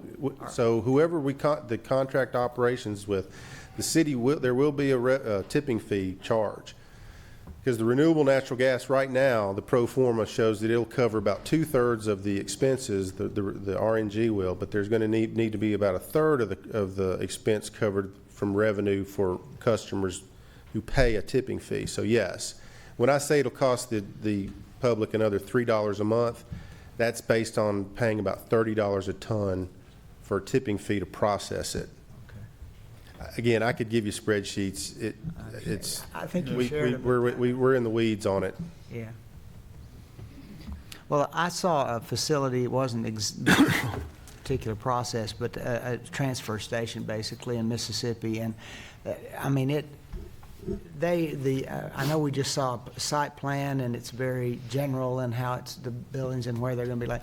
I think if we would be real conscientious in how this looks, it might help people understand that this is very professional and, in other words, landscaping, buffers. I know we've got a half-mile buffer from residents, but the way it looks would make a whole lot of difference to how professional it's assumed that it's being operated. Yeah, I don't know how you'd be able to, I don't know if you'll really be able to see it. How many total garbage trucks do we have in the city? Is it 50, 75, 100? 14 side loaders. 14 side loaders. Right. And we've got 3 rear loaders, 3 rear loaders. Which are sometimes parked at the convenience centers, especially after Christmas? Yeah. Okay. So if it's the 14 side loaders, you're talking about 3 trips a day maybe? Yeah. Something like that. I think twice. I mean, how many twice? I think there's twice. They usually go about twice to Middle Point. Okay. Before we open the public hearing, I feel like I need to say this, and I hope y'all know we appreciate everyone in the room tonight. And this is something that we have worked super hard on for the last 10 years, but I feel like we've come full circle. I live on the north side of town, and for about the last 5 years, the north side of town is the only group that's fussed us about solid waste and the smell and the trash. And we've picked up that fight against Republic. I guess it'd be Waste Management of Tennessee, or not, BFI of Tennessee. BFI, yes. That we've picked up the fight to protect our groundwater, to protect our drinking water. And so now we've got the south side of town that's here that's mad about solid waste now. So I feel like we've completely come full circle where the north and the south are mad at us. And what we're trying to do is we're trying to find a way, just like Mr. Upchurch said, to not make a poor decision that was made back. I don't want to question the decisions that were made back 40 years ago. But I can say, if y'all think that we are sitting up here and we want to make a decision that would affect our community 40 and 50 years from now, that is not what we've been talking about over the last 10 years that we've been trying to figure out what's next after the Middle Point landfill. We have been diligent to try to figure out what is the least cost-effective way, the best environmental thing that we can pick, and that includes smell, that includes traffic, that includes all the things that I am so thankful that y'all have emailed us about, because as I can't remember, Mr. Bennett said, we've been talking about these things for the last 4 or 5 years, and because it's not traffic or those things, no one listens, because trash is not a sexy issue that anyone really wants to talk about.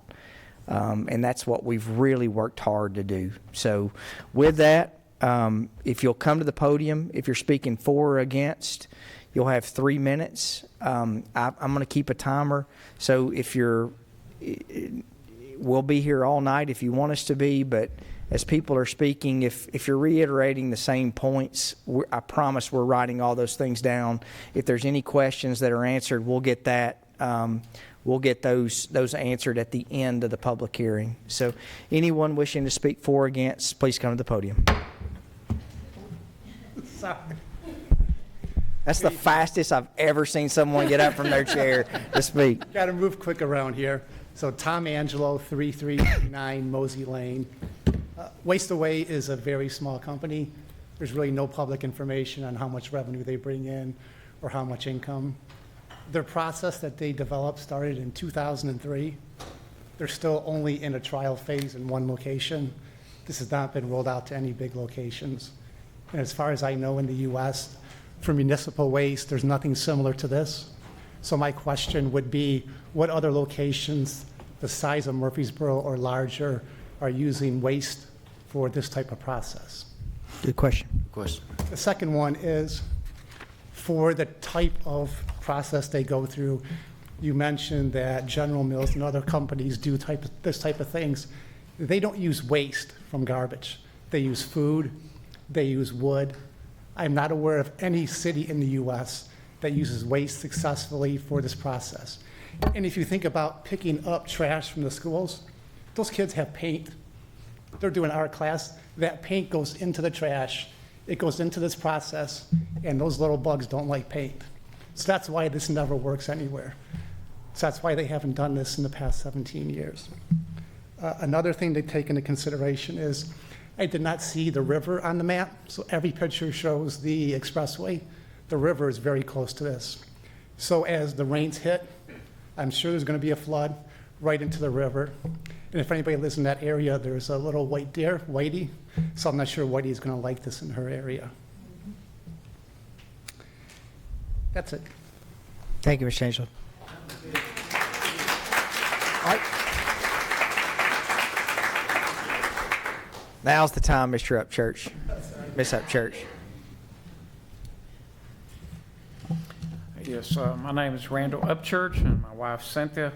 Here we live on 5838 Elam Road, and as I was saying earlier, we're concerned about with the schools like Riverdale, the daycare center that's close to this, and also Buchanan, and even ourselves. We're not far from Stones River, and with this landfill looking to go into play of where they're talking about, you figure years ago, like say, the people that made the decision over in Walter Hill, they made a bad decision. Do we want to repeat that same decision this many years later? I don't think so. Matter of fact, I know we don't. Now, what y'all decide and what we say may end up two different things. But the bottom line is that y'all are supposed to be here to represent us and help us to keep ourselves safe, and not just ourselves safe, but everybody else safe. And if by chance y'all go ahead and allow this to happen, then that just shows how much y'all actually care about the people of Murfreesboro. On top of that, can you go home? Can you actually go home if you make a decision to do this? Can you go home and lay your heads down on your pillow at night knowing that this is going to affect the water and stuff, where kids and stuff are going to have health issues and stuff? Like I said earlier, her friend, his dad got affected by it, and I'm sure many others have. Now, have they came forward? I don't know. I have no idea about that, but I do know that it has affected a lot of people. And you figure it's affected the people on the side of Walter Hill. Do we want to do that same thing to ourselves on this side? I know we don't. And I just can't imagine being in y'all's shoes to make a decision such as this and going home and being able to sleep at night knowing that my decision of allowing this affected somebody's kid, even an adult or whoever. I just can't, I couldn't do it. Now, maybe y'all can, and if you do, then you have that to live with for the rest of your life. And even if you don't answer to the people that it affects here on earth, I can tell you this, you'll answer to him one day. We all will, whether you want to or not. But I mean, I just can't see that that I would want to answer to the people that it may affect, and I definitely don't want to have to answer to him for something of a decision of what y'all are subject to make. Thank you, Mr. Upchurch. Thank you.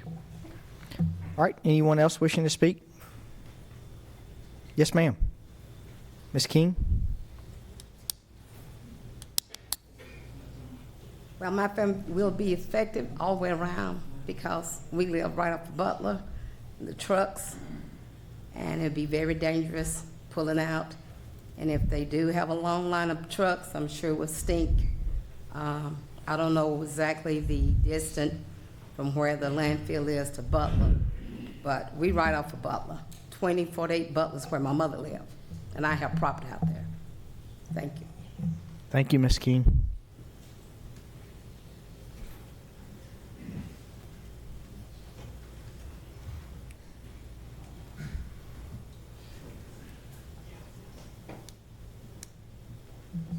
My name's David Wetter. I'm at 2998 Taunton Court in Indian Hills. And one of the questions I'd have is, the gentleman stated, I think it was 13% is liquid. So I was curious what happens to that liquid. Does it turn to steam? Is it kept in the liquid form? Where does it go? How is it processed? That would be my main question. The other question, I believe, it sounded like there was glass and metal that came from this, and then something like ash that goes down to Chattanooga. So how would that be transported? Is this enclosed? What is done with it? What's the process of getting that back out? And how many trucks does it take to take everything back out? If the trucks are coming in, it sounds like there's 14, 2 a day. Then there would be, I imagine, a glass truck, a metal truck, and then how many trucks going to Chattanooga every day? Okay. Thank you. I don't think that it didn't dawn on me that Mr. Wetter asked a question about liquid. Yes. Okay. In German, it means wetter, though. Okay. All right. Who else would like to speak?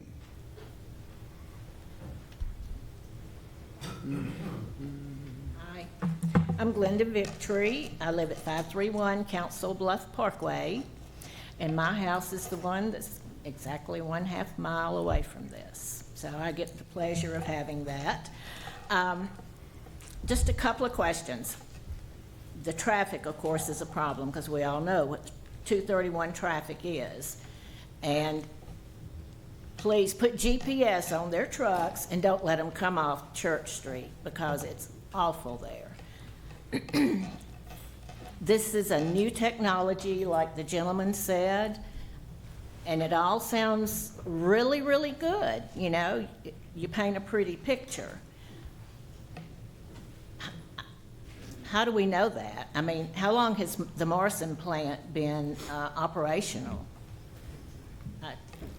You know, that bothers me. The other thing is, what happens to the 10% that they can't take here? Where does it go? And what's happening with the property now? There's already excavation. Does that mean this is already a done deal? You're already working on it? I would like to know that. Thanks. Yes, ma'am, Ms. Victory.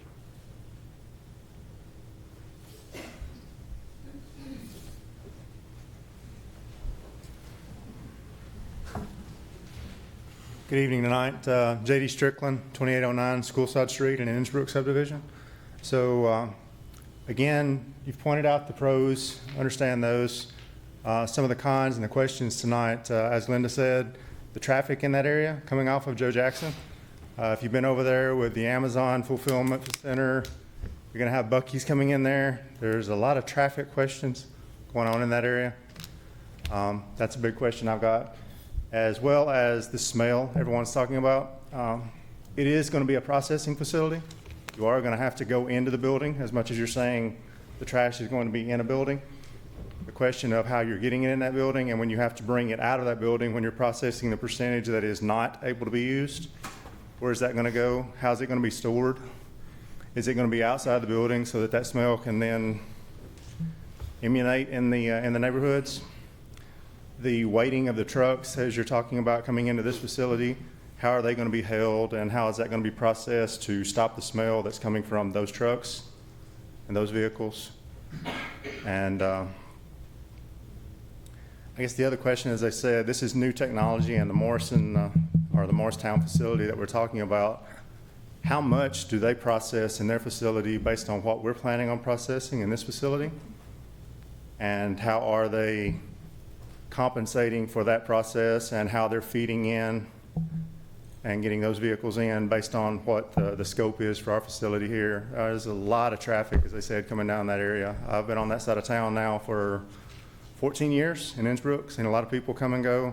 Traffic on 231 has grown enormous over the years. Walmart coming in, Joe Jackson, the Amazon fulfillment centers. I ask that you please take this into to caution in your choices.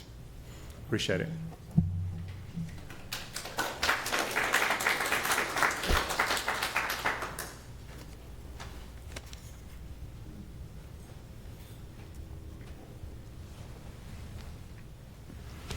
Yes, my name is Paul Sanders. I live in the Savannah Ridge subdivision.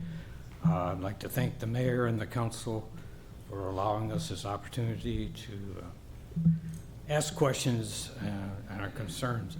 I found it interesting that Mr. Gore failed to mention that one of the byproducts of this process, this anaerobic process, it does produce hydrogen cyanide, hydrogen sulfide gas, which is itself can be explosive. And of course, it has to have the right amount of oxygen, but it's still an explosive gas that is produced as a byproduct. Most of the other people have already mentioned my concerns, especially about the traffic. I know it's already a disaster over there, trying to get off at 24 and get onto Joby Jackson. So that's a major concern too.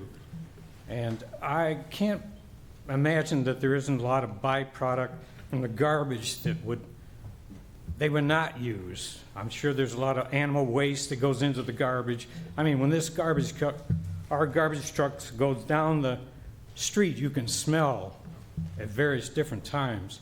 There's oil, people throw their used oil into that garbage. Who knows what goes in there? So what is happening to all these different components of the garbage?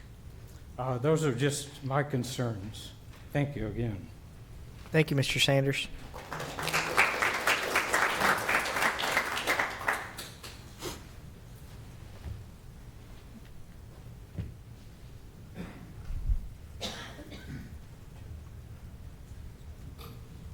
Hello, everyone. My name is Phyllis Wade.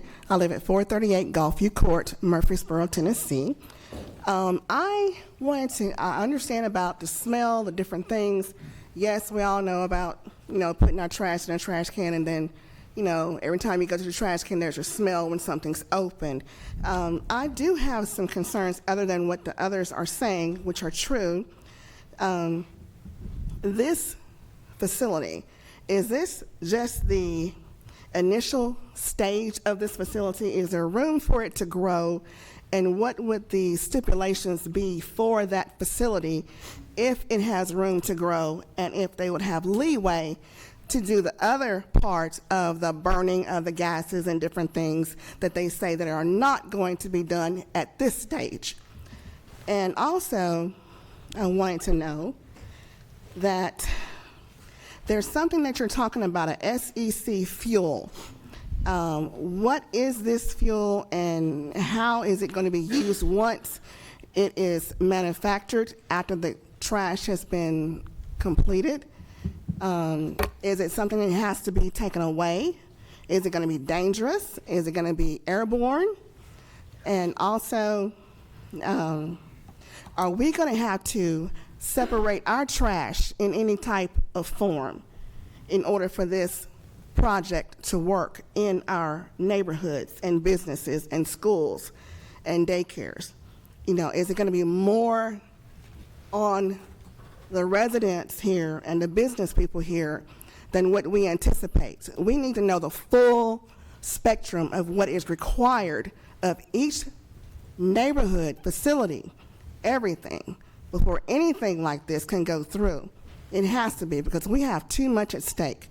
You have people that have health issues. I mean, you have asthma, you have everything. And if it gets into our waters, do you have a plan already in place to take care of these issues? This can't be a reactive situation if you try to go ahead and send this through. We need to have proactive provisions already in place before something like this can go in place in our neighborhood. I thank you so much for your time and your attention, because this is a serious matter. Thank you.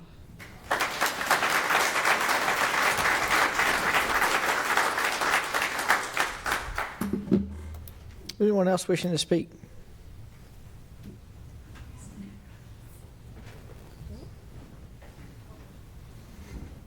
Thank you, Mayor McFarland and City Council members. My name is Vicki Twitty. I live at 2915 Warpaint Court. And I'm not sure, my friend over here from, I believe from, Innsbruck, he may have mentioned this, and forgive me if he did, but it really concerns me. How much do we know about Waste Away? What other facilities have they established besides Morristown? How long has that one been operating? Has the Planning Commission, whoever is responsible for looking into all this and bringing a plan before the city, have we looked at any other companies that do the same type or something, an alternative? I don't know. To me, even though I've heard the presentation about it, I still have a lot of, I just have an unsettledness about this. And some of it is what's already been stated too. I am concerned about our property values. I don't know how this could impact Indian Hills, Savannah Ridge, Innsbruck, the neighboring areas. I've been living in Indian Hills now for almost 22 years. Plan on being there for quite a while more. And, I just want to see our neighborhoods stay like they are, a good neighborhood, where property values maintain and even grow somewhat. So I do believe that you guys are really going to ask the questions that all of our friends and neighbors here have asked, and that we make a decision that is in the best interest of everybody. Thank you. Thank you, Ms. Tweedy.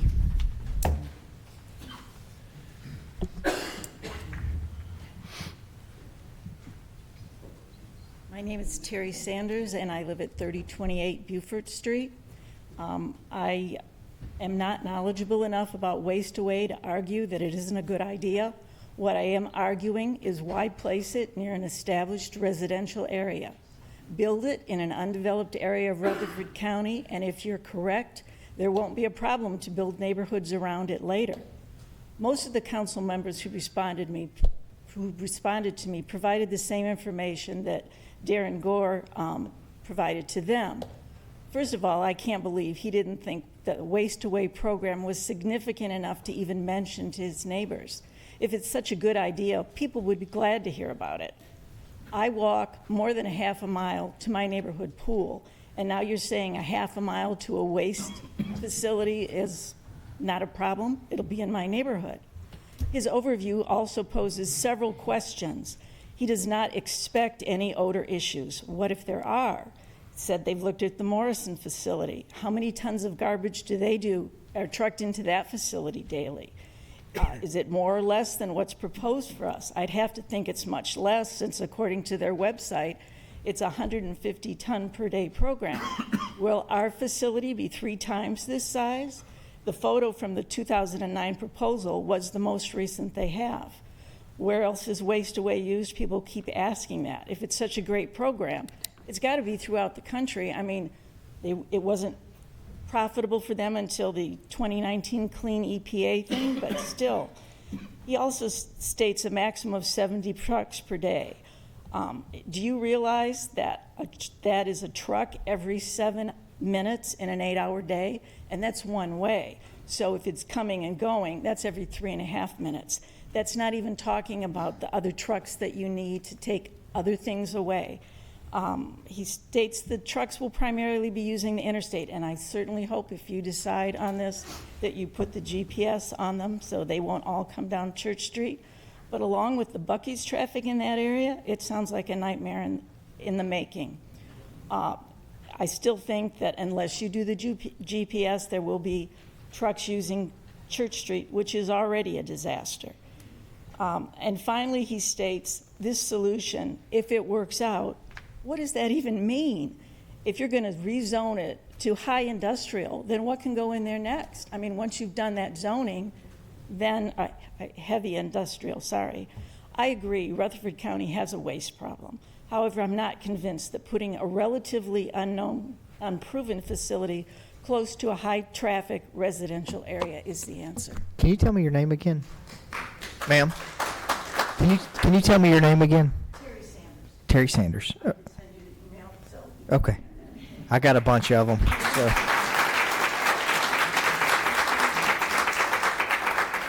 Okay, who else would like to speak?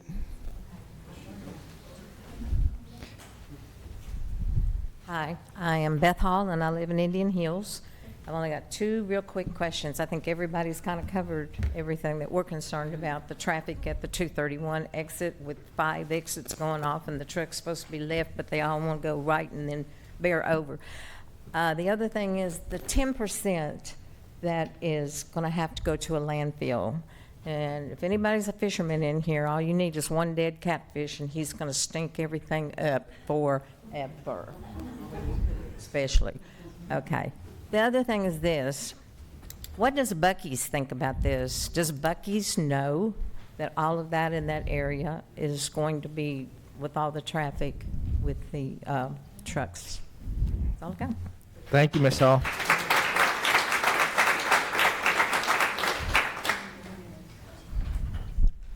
My name is Ken Austin. I'm the HOA president at the Crossings at Savannah Ridge. I live at 373 Gulfview Court. There are some other members of our board here tonight and a former president of our boards here as well. I appreciate all the work that you guys have done. I know you've done a tremendous amount of time and effort put into this, and the presentation was also quite eloquent. But I'm being the president, and my phone rings off the hook constantly when there's a question in the neighborhood about regarding anything. Okay, that's the burden I have to do, and I can't fully explain the intricacies of this project. That part is a little bit troublesome to me, and I don't know how we disseminate that information, but I think that would be very helpful. The larger problem, it's been addressed, but in my neighborhood, there's a lot of bike riders, there's a lot of walkers. I'm one of those bike riders. I go in that area on my bicycle constantly. So I'm concerned about that. I'm also concerned about the concentration of traffic, the truck traffic. Because yes, I know that these are going through Murfreesboro at present, but when they're all converging in one particular area within a very short period of time, 50 to 70 trucks, that's of concern for me. And I have to be the one that explains that to my neighborhood. Thank you all for your hard work and listening to me. Thank you, Ken. Mr. Austin, I thought you were going to come and talk about aquatics. Not today. All right. Would anyone else wish to speak? If there's more than one person that wants to speak, you're welcome to line up on the back wall there. That's totally up to you. My name's Gary Baggett. I've lived on both sides of town. We moved here in '84. People talking about their values of their property. I think my first home on Regency Park Drive, Crown Court actually, I paid $77,500 for a 4-bedroom house, so it shows you how much things have gone up here. I'm not up here to disparage anyone's character. We all got one common goal, and that's to reach a consensus where everyone agrees, or at least can talk about this in a civil manner. My big concern is this, and I hadn't heard it mentioned, and only Mr. Gore would know because he's city, and I know Mr. Gore, I know his family. They're good people like everyone else in here is. Morrison, as far as the situation they got going down there, would Murfreesboro be, if it fell through, or this company decided we don't want to keep Morrison open, would we be under any kind of obligation to have to take their contract? Would it also be if their contract carries in Warren County? Is that now Warren County? It's just something that was on my little old mind. When I stood up, my wife said, "Oh God!" So I knew. Anyway, if you well, most people don't recognize me, but I used to be a mailman here in town. But anyway, that don't mean anything either. But I appreciate it, Mayor McFarland. You and I had a great talk the day after the election of president a couple of years ago. And thank you, Mr. Beck. Thank you. Appreciate you.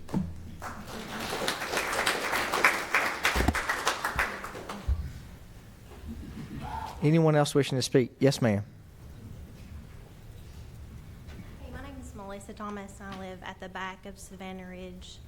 And I'll be short and sweet, but I just want to know if, and this should be a direct question, if other parts of the country have tried this in their locations. I've got that. Well, we'll get your questions answered at the end of the public hearing. And if there's been case studies around the neighborhoods and how it affected them. I've got that as a question down. Okay. Yeah. And also I just want to point out, in my kitchen with my little trash can, I have a lot of smell sometimes.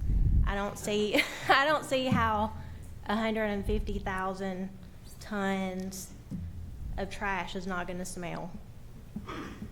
I don't get it. Okay. Thank you, Ms. Thomas.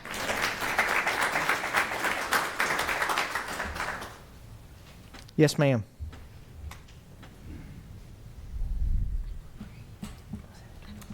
Hi, my name is Patty Kinney. I live at 2739 American Horse Trail. And I was going to ask, can you put up the map that shows the subdivision in the back of the property? Can you do that, Mr. Gore? I'm going to pause your time here so that way Mr. Gore doesn't run the clock out. What was your last name? He does that a lot. Take at least 3 minutes. Okay, your time's up. I'm just kidding. Is it this one you're talking about? There you go. Oh, sorry. Yes, that one. Okay. Okay, if you're looking at the arrow, my house is right in there. Where is the new road going to be that you're talking about bringing in? Okay. Let's see. Let me push forward a little bit.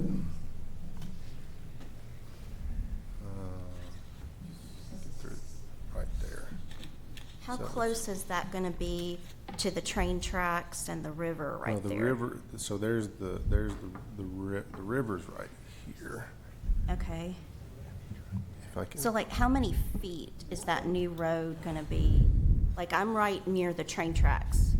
There's like trees in between the train tracks and the river. Am I going to be able to see this new facility and see this new road from where I live? And how tall is the facility going to be? Okay, I'm writing all this down. Okay, sorry. Yeah. I don't want to look out my backyard and see a big facility behind me. I don't want to smell anything. I don't want to hear trucks going behind my house.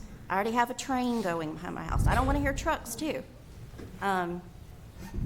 This is just a lot for this area. I mean, I feel like it really needs to go where the least amount of people will be affected by it. Maybe in the southernmost, like towards Bedford County. Or another. And I don't know. Also, every time you turn on the news, there's another facility that's blown up, gases. I mean, it's like every day lately. Do we really want to put that kind of thing in our community that could possibly be a target? It's something to think about. This day and age is just, it's not safe anymore. You just never know. Thank you. Thanks, Ms. Kinney. Ms. Kinney just ensured that she'll never run for public office in Bedford County ever again.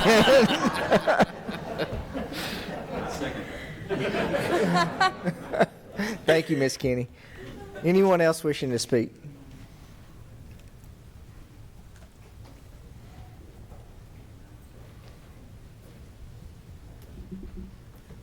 Good evening. Thank you for allowing us the time to express our questions and concerns. I did have a few here. My name is Mike Rundell. I live at 240 South Forsyth in Savannah Ridge. I believe her name is Ms. Rush that gave the first presentation and said that a neighborhood meeting was held on January 9th. And to me, it felt like she was saying normally we do 250-foot radius, but we did a 1,000-foot radius. And if you look at the map, it doesn't make any difference. This is the first time that we've heard about this, or at least I have. I haven't made a decision myself for or against because I don't know the information. I've seen information both ways, but I don't know where all of it came from. I don't know how much of it is really fact, how much is not. So some of my questions are, how often is the 10 to 30% that can't be processed hauled away? I can't believe that they're just hauling 10% away every day in one truck. It can't be a full truck. Maybe it is. Maybe I'm wrong. I'm just assuming. But when it's waiting to be hauled away, where is it going to be located? Inside, outside? We don't know that. And then a lot of you folks visited the facility in Warren County. I'm curious what month you visited that. Was it July or was it December? Because July and August will smell a lot worse than December.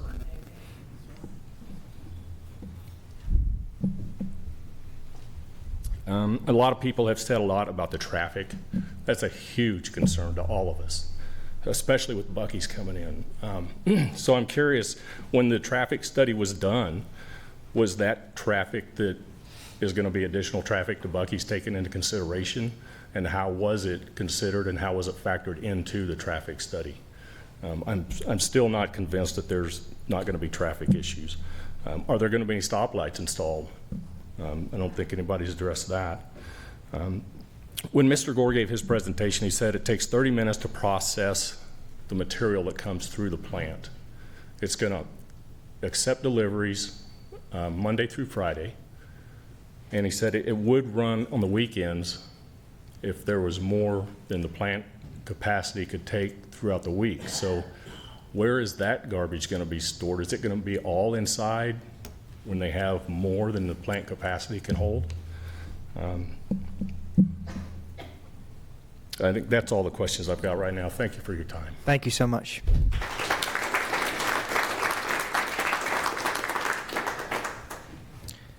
Mr. Upchurch, we only allow you to speak one time. Thank you.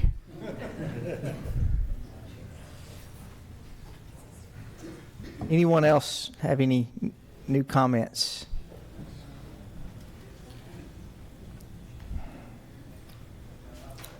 Mike Stroud, 193 Red Jacket Trace in Indian Hills.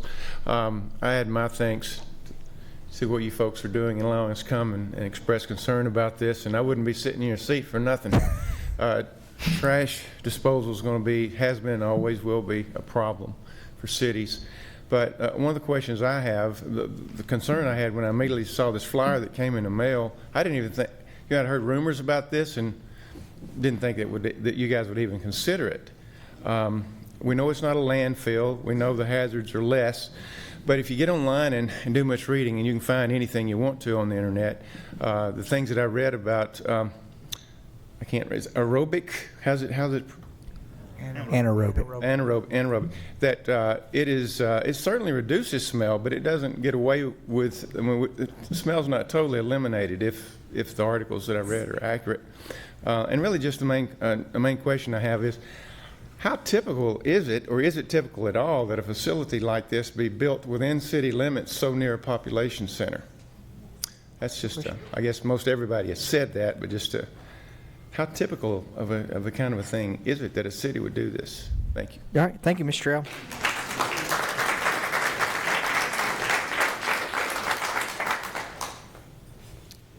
Anyone else wishing to speak?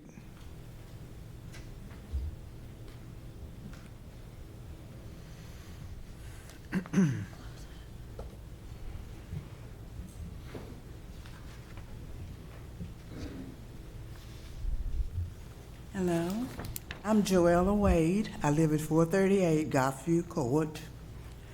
I'm concerned, he stated that trash will be turned into gas. It will be some gas fume toxic accidents happen.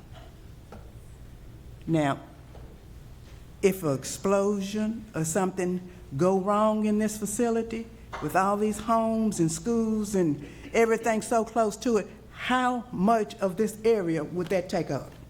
Would it blow up? You got to take that into consideration. You could lose a lot of people and have a lot of lawsuits on your hands.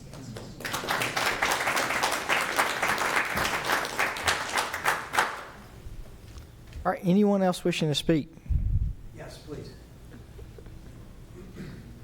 We're going to have to ask that you take off that Tennessee Tech University shirt before you speak.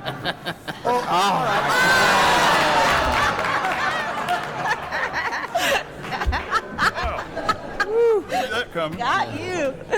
Your time's up. A lot of us are MTSU. So. All right. My name's Don Mitchell. I live at 2626 Big Eagle Trail in Indian Hills. And I know Mr. Gore. I listened to his presentation today. You know, he did a pretty good job. But one of the challenges I have with all this, I'm assuming that the city is going to have to invest in this road. And I know roads aren't cheap. My concern, and again, it's not a big deal. I work for Nestle, and but we make news every day. We're posting things every day, thousands of things. Now, again, we're a much bigger company. I went on this company's website. There's nothing there. They haven't posted anything in the last year. The last posting they have on news is they may do something with Murfreesboro. And before that, it was 2019. They had some activity. Now, I understand trash is a problem. I just came back from my hometown in Northwest Ohio. They're closing their landfill. They don't know what they're going to do. I didn't read anything about any company like this as a potential solve. We have a trash problem. And I understand the landfill. I was talking to some folks today that lived up there. I get it. It's a huge problem. I guess the best thing we could do is just quit making trash. But that's not going to happen. All right? I necessarily would not put all my efforts and bank on a company like this. We don't know anything about these guys until Mr. Gore gave his presentation, you know, and I kind of trust him. You know, I'll go with it. And it's a good exercise. It makes sense. 300 here, less 100, I get it. It makes financial sense if these guys can deliver. But from what I've seen and read about them on the internet, I don't see them being a viable partner for the city of Murfreesboro. Thank you. Thank you.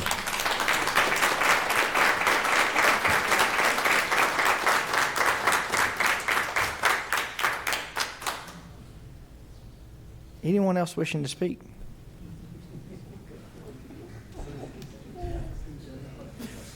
My name is Michelle England. I live at 416 Gulfview Court. Say your last name one more time. England, like the country.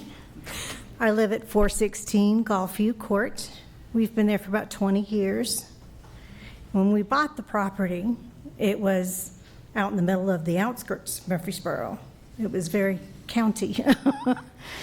There's been a lot of changes since then. And I guess my concern about this company is, number one, if it's a private company and they fail, what is the ability for our whole area to be able to say, hey, this company wasn't able to make their promises, and so what is going to be the catch-all if the city is going to be an oversight and this company is going to do a certain business or a service for us, if they fail in providing that service, what is the remedy for that? And then secondly, I'd like to know personally, what kind of administrations, what kind of government oversight will this company have? What are going to be its operating parameters? What kinds of things will govern their activities so that, because I'm uneasy like a lot of the other homeowners that have voiced their concerns. You live in this home. This is your place of peace. And to have a company that's going to have something explosive or have the kind of things there and the services there that they're planning to do with trash, it makes me concerned for safety. And I'd like to know what kind of governances they are going to have as far as how they're going to operate and what they're going to be responsible to maintain to keep people safe. Thank you.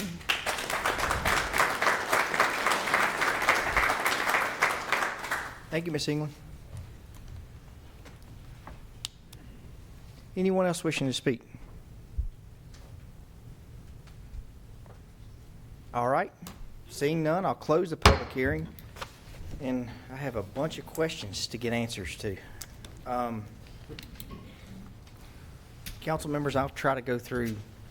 I've got 23, but some of them are combined questions. So, all right, the first one, Mr. Gore, how much do we know and what other facilities operate and have successfully done this? Waste Away does not have any operating facilities currently continuous operation. They have the one in Morrison that had a continuous operation for 5 years. And they were basically this SC3. Do you have? Can I get your? Just to show people what the SC3, what this feel. It just happened to have with it. I've got some of this on my. It. Anybody can come by and look at it. It's really kind of almost like a. It is a fluff. It's like a dirt, almost like a packing material. They got approved by TDEC as the soil amendment. TDEC, Tennessee Department of Environment Conservation, permitted them to use this to land apply this material as a compost, and Warren County saw it as a benefit with all the nursery market down there. Well, it just honestly it didn't compete at the end of the day. And why they don't have a current operating facility is the business case couldn't be made.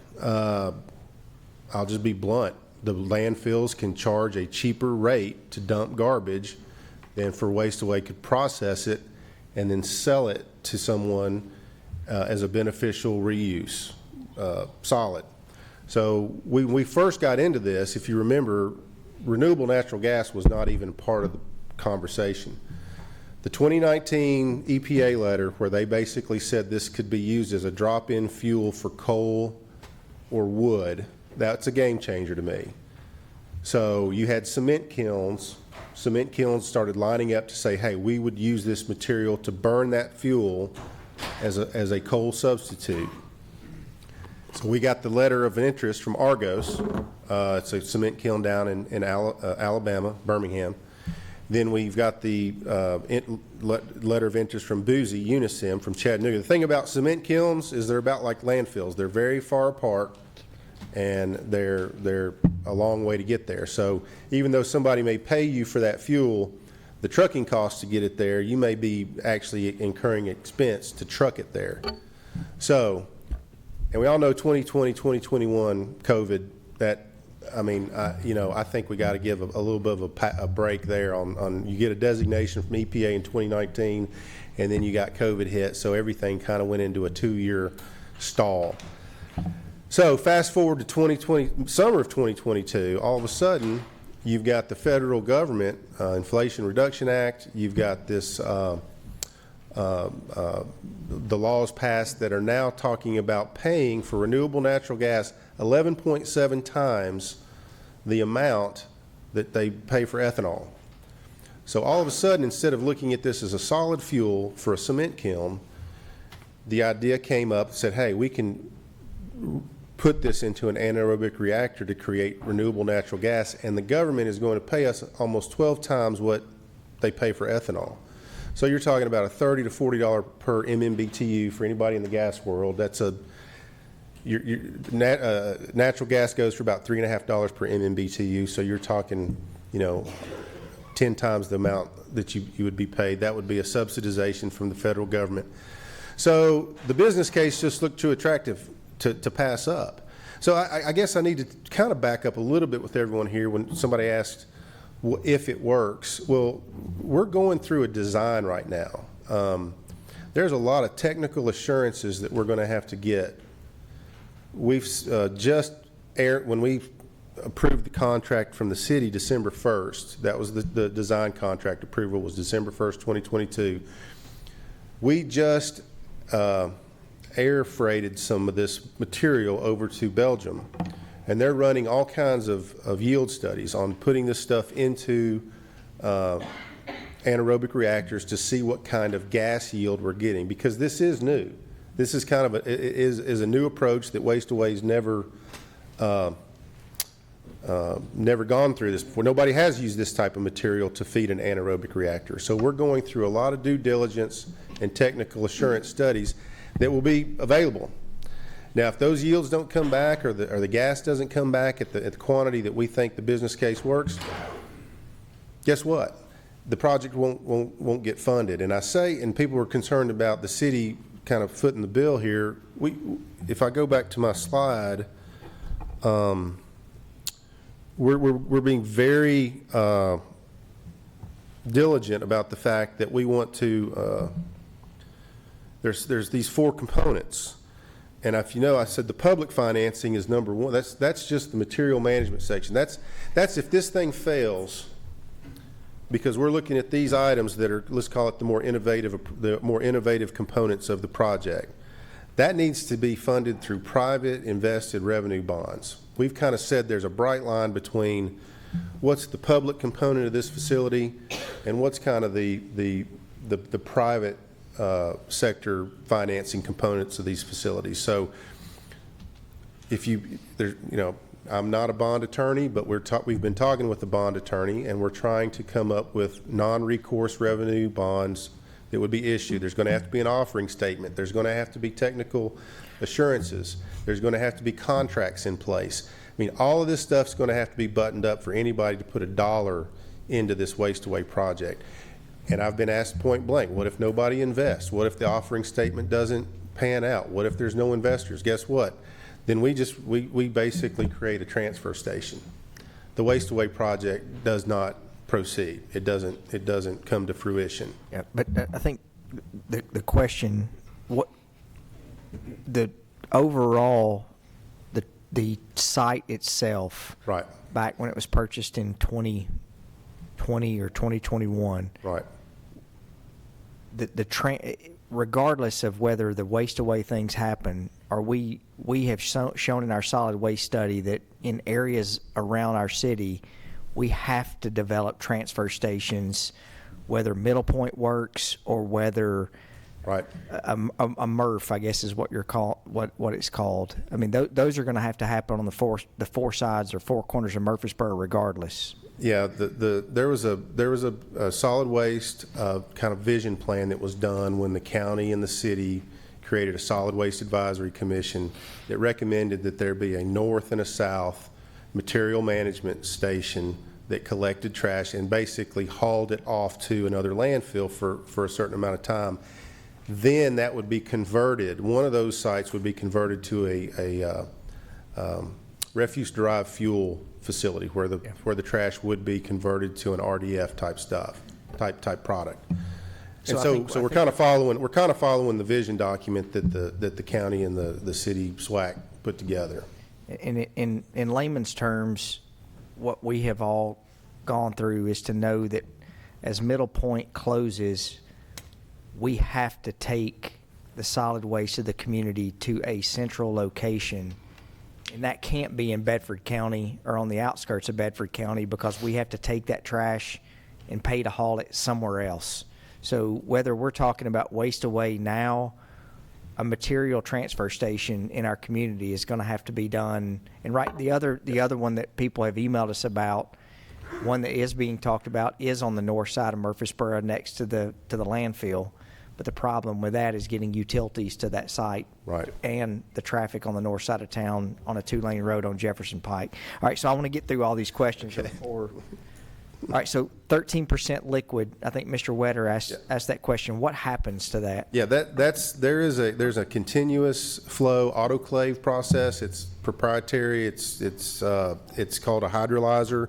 So it's steam. It's generated in steam, and then the product is actually dried further. So all that evaporative it's through steam and heating the material through a drying process. All right, so glass and metal. And this goes to a lot of the questions that we're asking. The 10% that is diverted, what happens? Where does it go? How often is it transported? And then when it's pulled out, where does it sit on the facility while people are waiting to haul it off? So there will be a bin where this rejected material will be stored. And so if you talk about 400 tons per day, 10% is 40 tons per day. Ideally, a semi load can carry 20 tons.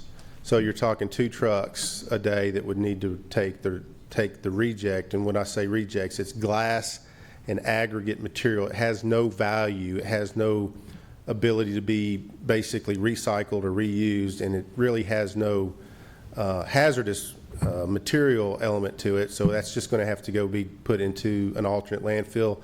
And we've wrote the pro forma around having to haul that to Camden, Tennessee Waste Management's landfill in Camden. Okay. So we're hauling it somewhere else. Yes. If we can get a better deal or somewhere closer, then we would haul it there. But yes, that contract would be in place. The traffic on 231, will there be any additional traffic on 231? I cannot imagine why there would be any additional traffic on 231. No. What's currently on 231 with our current vehicles and truck traffic, that's what's going to still be there. Okay. What is happening on the property now? There's a geotechnical investigation going on. We're basically poking holes in the dirt to find out what kind of foundation would need to be built for this 50,000 square foot facility. And that's part of the design? That's part of the design, right. Is there any outside storage? No. What happens on trucks that are waiting, and how do you mitigate that smell? Well, we're going to have some certain stacking requirements coming in and out of the facility. But our trucks currently, they're basically enclosed. They're not open top. There may be some county trucks bringing some of the compactors that are coming in. But I think for the most part, the trucks that'll be there, they'll be self-contained. Do we get complaints on our trucks now in No. in our subdivisions that they smell? I'm not aware of any, Russell. Okay. All right. How? Okay. If we've got complaints, then we need to. I mean, I'm not sure. Okay. There will be smell when you're picking up picking up garbage.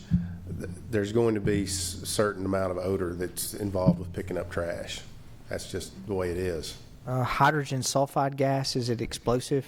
I don't know if methane's explosive. I mean, we're generating natural gas, so methane would be. I think hydrogen sulfide is that rotten egg smell.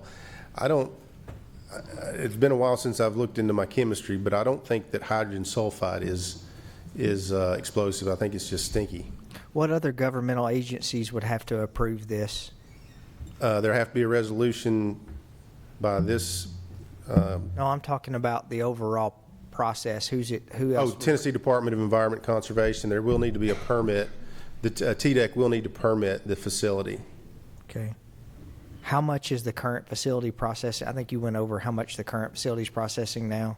The one in Morrison is 50, can go up to 50,000 tons per year, yes, and we're talking about 140,000 tons per year.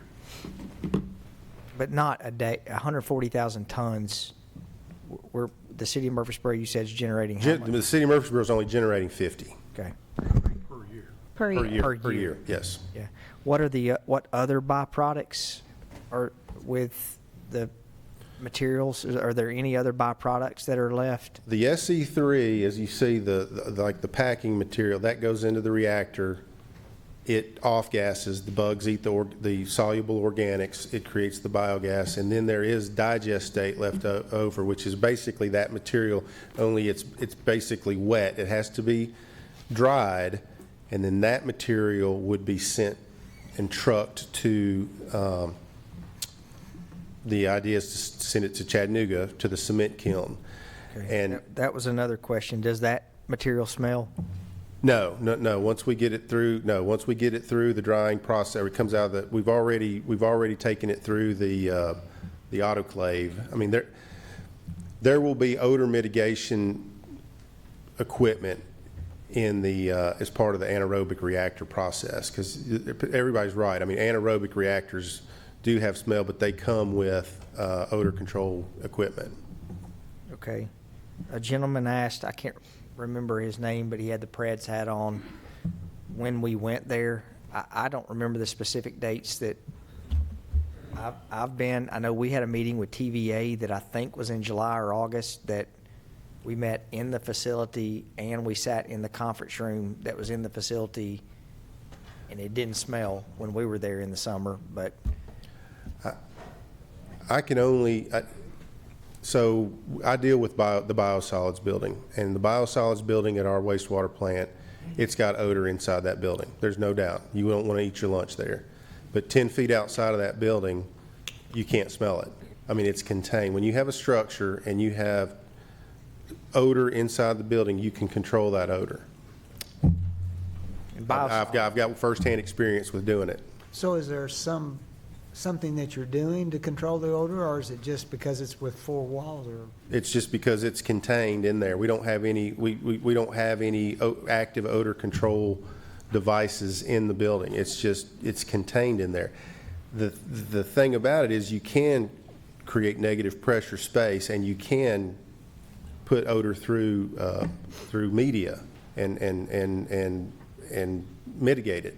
is Wasteway doing anything in their facility in Morse? No. so for the residents out there, the state of Tennessee passed or is going through the process of passing where we have to dry our biosolids, which is a nice word of saying we have to dry everything that we process that comes through the sewer system. And Right. that is housed next to Riverview and Oakley. Right. So, all right, so SE3 fuel, we've gone over what it is. Miss Thomas asked about, is this a single source system, or do we have to, as residents, do we have to separate things? No, it's going to be one container pickup. Again, that was the attractiveness of it, is that you basically get a recycling program without having to separate your recyclables.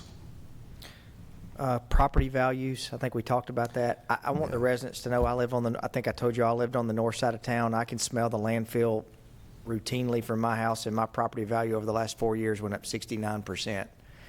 I need to talk to Mr. Mitchell about that, but it hasn't affected those of us that live close to the landfill thus far.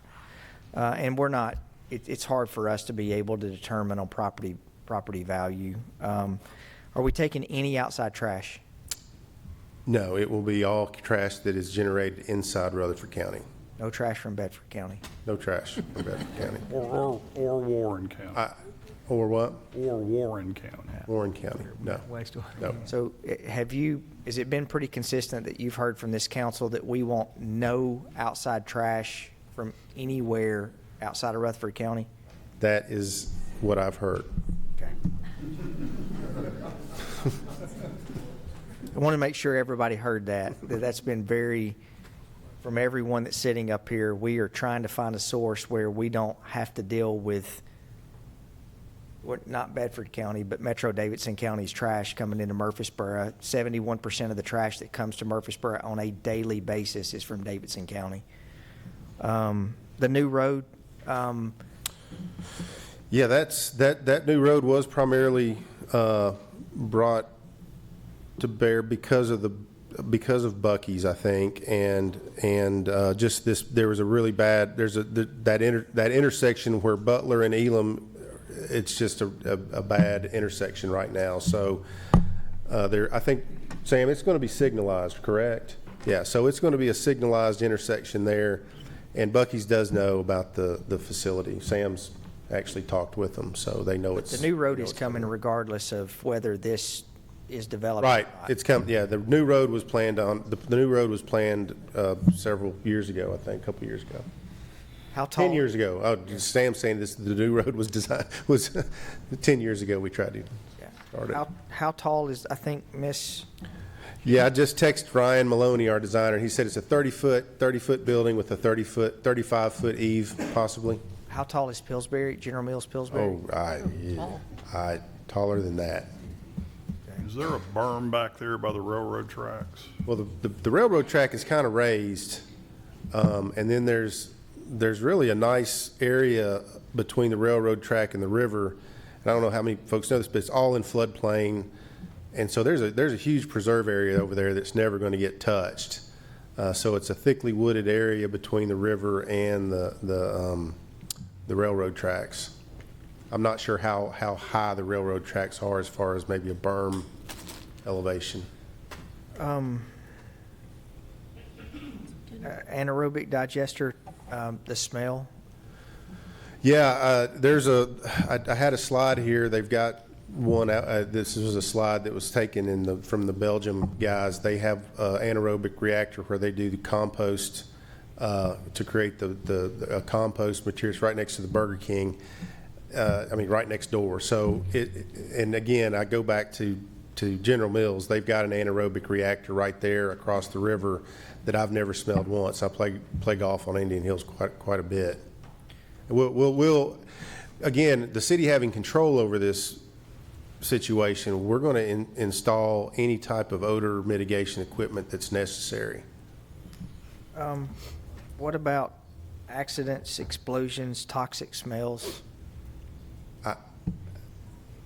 I don't know. I would have to go Google if there's been any explosions on anaerobic reactors in the U.S. in any. I don't think these things are high pressure. These things are pretty low pressure vessels where the biogas is basically evacuated out of it, and then there is equipment that compresses it. So there's going to be a pressurizing of the gas by equipment, but it's not that this vessel is a high pressure. Reactor that could explode. Going back to traffic, can I ask Mr. Huddleston a question? It goes to our next question, but you said signalization, but what is going to happen with the Joe B. Jackson interchange? Yes, thank you, Mayor.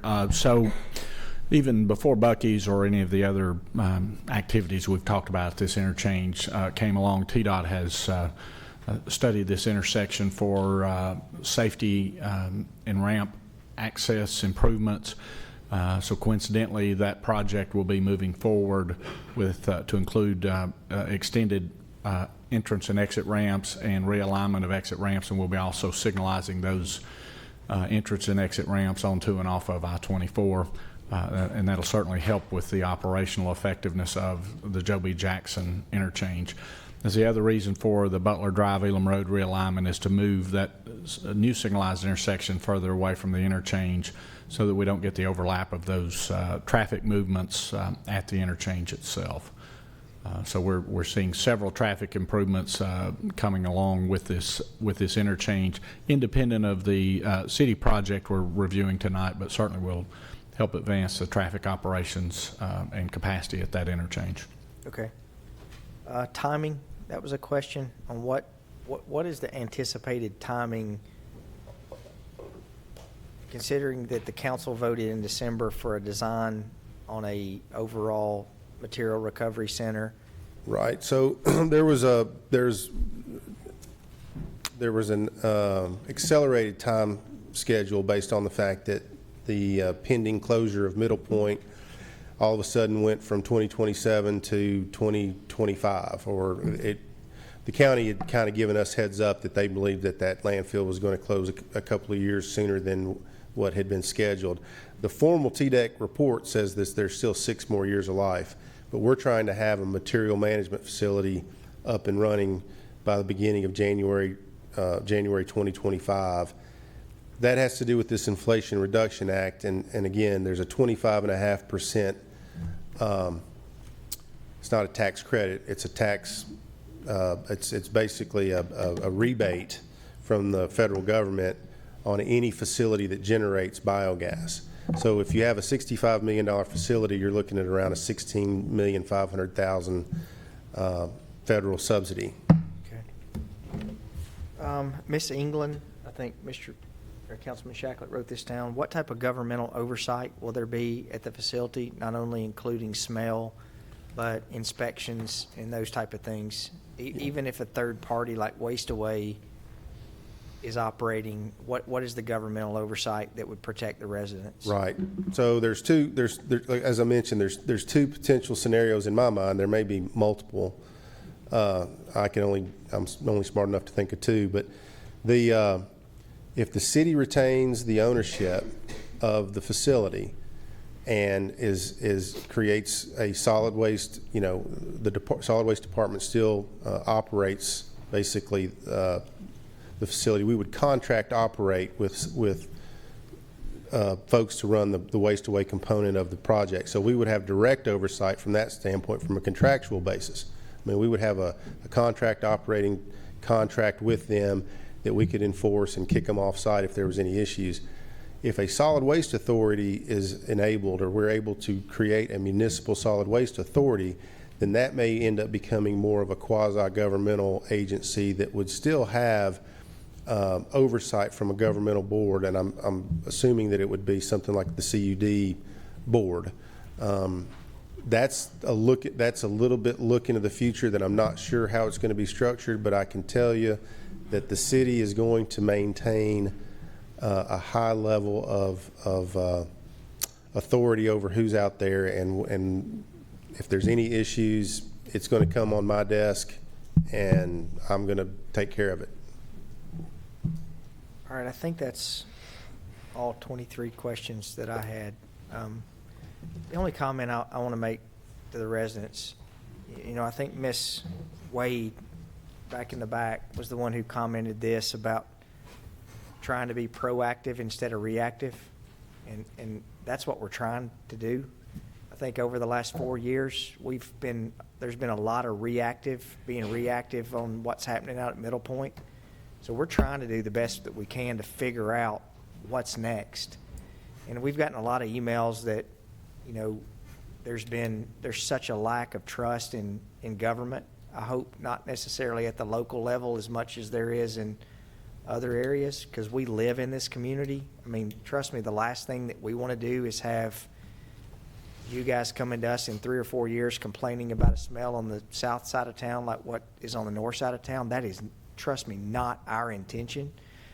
But I think the tough spot that we're in, and I can't speak for everybody else, but we have gone through over the last 5 years the cost to show what it is going to cost us to ship our trash to somewhere else. And there's only one thing that will pay for that, and that's either a solid waste fee somewhere in the $27 to $29 a month range, or for us to raise property taxes. And I can guarantee you there's a lot of people here who are talking to us tonight that are upset, but you cannot imagine, if we talk about raising property taxes to haul trash, how much more people are upset when it hits their pocketbook. So we're in like this tough spot of trying to figure out what's next. And I don't know if Waste Away, I think what we've seen, that Waste Away is so far, after all the work that we've done, it's a good option. but there is a lot of steps that we have to go through to be able to get to that timing phase of what's next. This property is already zoned light industrial, and when we bought it, I mean, it could have been another manufacturing center. It could have really been anything under the county that would not be near as regulated as what we are at the city. And so that's how we've gotten to this process. And so I hope y'all know this is not like something that we just woke up, as the gentleman said, putting your head on your pillow at night. I mean, this has been a very diligent and thoughtful process over the last 8 years to try to figure out what's next. And so far, I mean, this is one of the better solutions we've seen. So, council members, the floor is yours. I have one question related to the zoning, because that's what we're considering tonight. Right. Zoning. And there'll be a site plan, I'm sure, that will be Yes. reviewed. The specifics of the contractual relations with the public-private partnership, all of that has to be reviewed. I mean, this is not approving that once it passes tonight, it's a done deal and it's going to happen. There's a lot of hoops that have got to be gone through to make this thing happen like this. But the zoning specifically, there was a question. By granting the heavy industrial zoning to this place, and I mean, I know our default is the transfer station, but what are we giving? I mean, can we put any kind of stipulation that it's not going to be something more? Are we granting permission if this doesn't work and it's still heavy industrial? What kind of controls do we have over that property so that, to make sure that it does not become something? We still own the property, so we'll decide what goes there or not. Okay. Regardless of the zoning. So the zoning doesn't inherently grant, what the point I'm trying to make is Right. it doesn't inherently grant some objectionable activity on that property. We would still have control of. We still, maintain ownership of that property. Right. Okay, well, that was the point I was trying to make. Took a long time to get there, but that was it. I have to be careful with my words. I don't want us to be a guinea pig for this new waste away. And maybe I should have found another word. Please don't clap. I mean, I'm just trying to, right now I'm really torn. I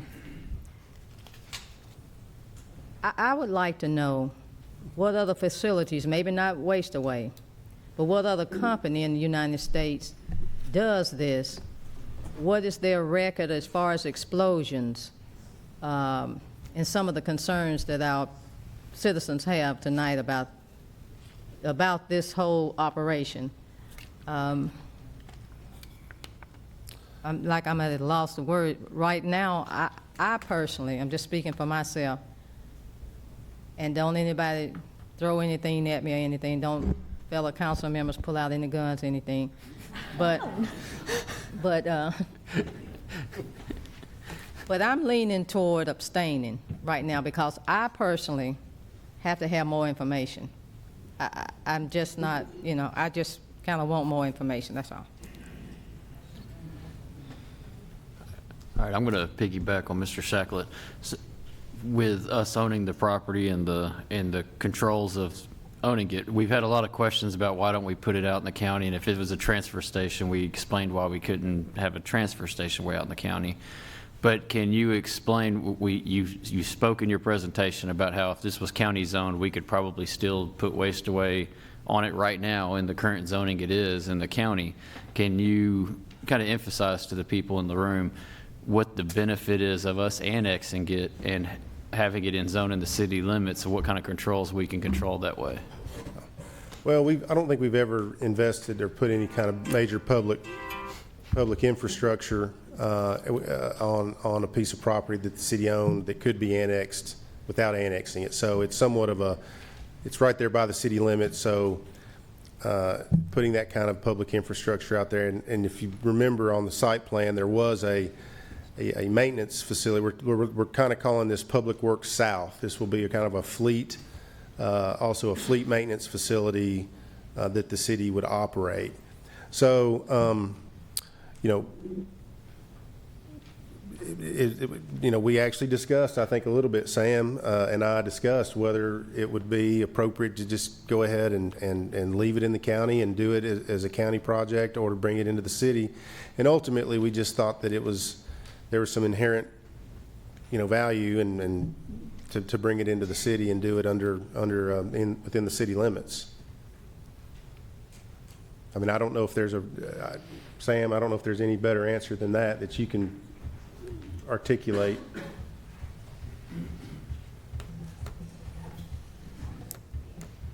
Just might add a little commentary to the question, Councilmember Wright. So the availability of city services is really the benefit of annexation.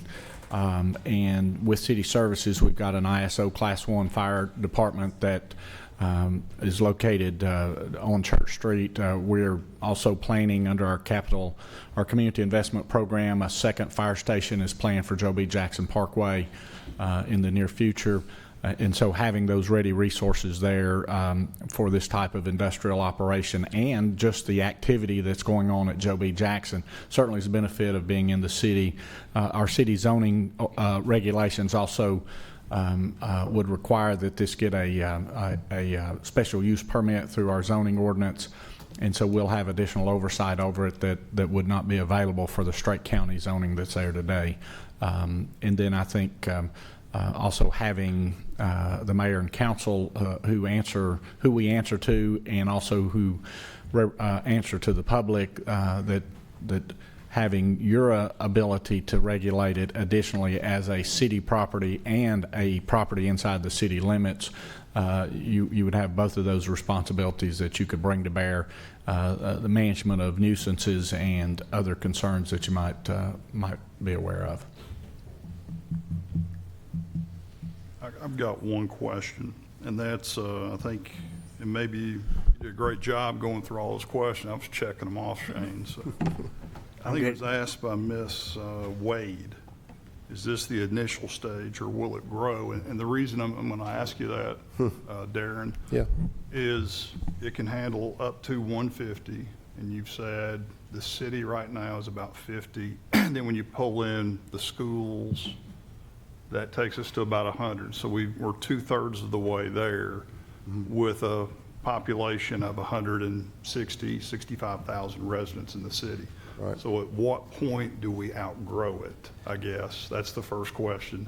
And is there capacity there to put a second station and evict Public Works in theory, if we had to do that? Well, so the answer is that no. This facility is basically sized for the 140,000 tons per year. It's not designed to be expandable or to increase capacity. So it's kind of one of the things I've been telling folks that I've been talking with is it's not going to get bigger. It's going to stay the same size. And if we need the extra capacity, then we go back to the vision document and says we need to locate one on the north side. And that actually helps logistically too, right? Instead of creating one location where everything comes to, if you can create nodes or create 2 or 3 of these locations if the need arises, then you're shortening those truck trips, make it more efficient. So initially, we bought the land for fleet management facility. Ain't that correct? And transfer station. Okay. So I voted no the last time. I'm going to vote no this time. But the same thing I've said before is, I looked at waste management company throughout the country. I didn't see waste away in there in the top 10, top 50, or top 100. I also said, how much money is Waste Away putting up front for this? As the city invests $45 million, $50 million, what is Waste Away putting in? And I think that's a huge concern. And like I said, I'm very concerned about the direction we're going, and I hope we make the right decision. Any other comments?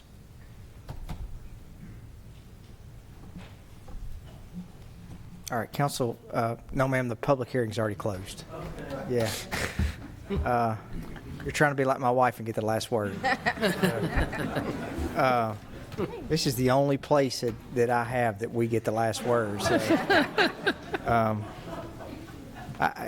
I would say to the entire council, you know, seeing y'all all out here, the easy thing as a political official is to tell you what you want to hear. I don't think that's why we're elected. I think we're elected to make tough decisions. Regardless of whether waste away happens on this facility, we bought this facility 2 years ago. We all voted to buy well, y'all weren't on here, but we all voted to buy the property.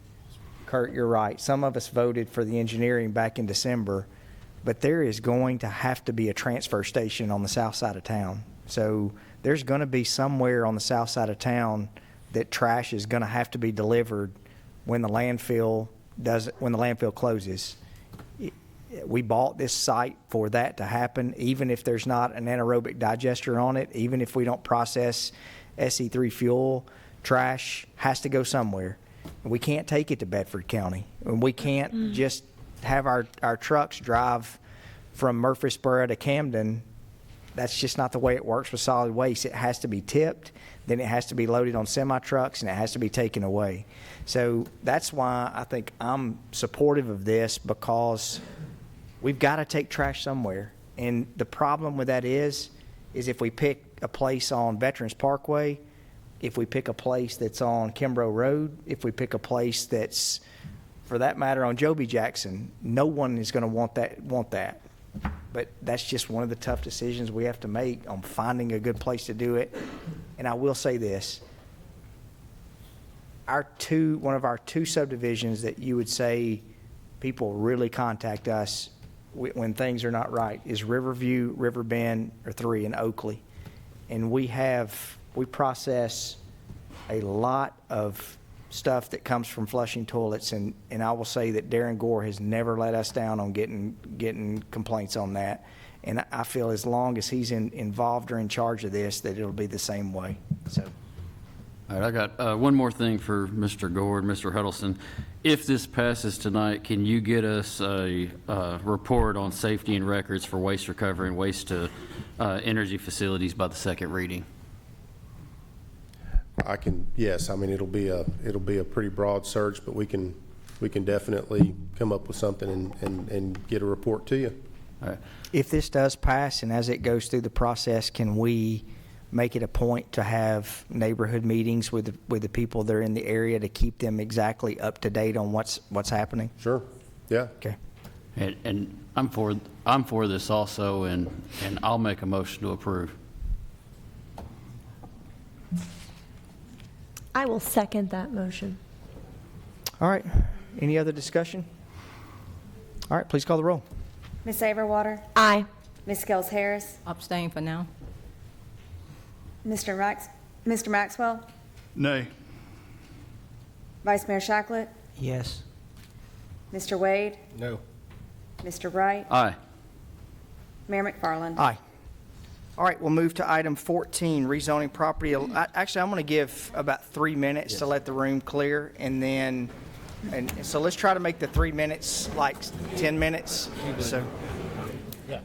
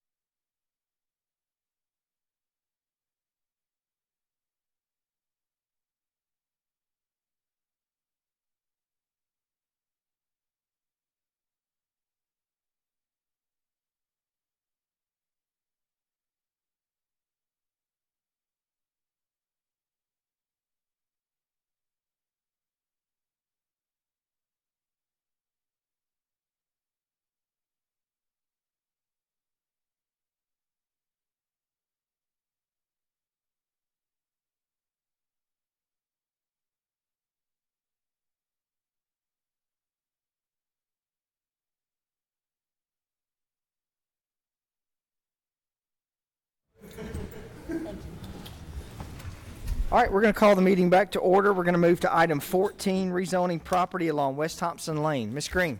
Thank you, sir. Our next public hearing is for to consider a rezoning application that's been made to the Planning Commission and City Council to rezone property that's located north of West Thompson Lane, which is also a state highway. You can see the property on the map before you. It's currently 2 separate parcels, and in total they are 10.1 acres, and there is a single-family house on them. The application that we have is to rezone it from RS15, which is single-family residential district, to PRD, Planned Residential District.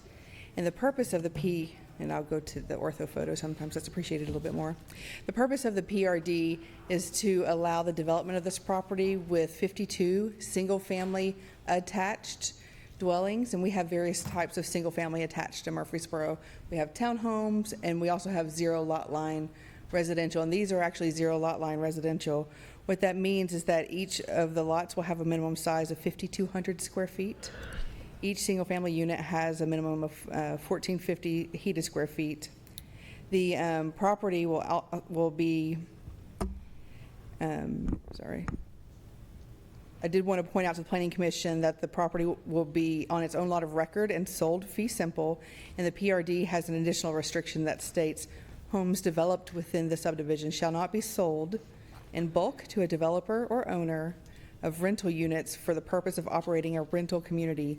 The builder of the single-family attached homes within the subdivision shall sell the units to individual buyers on an individual contract basis, not as a bulk transaction in a single entity.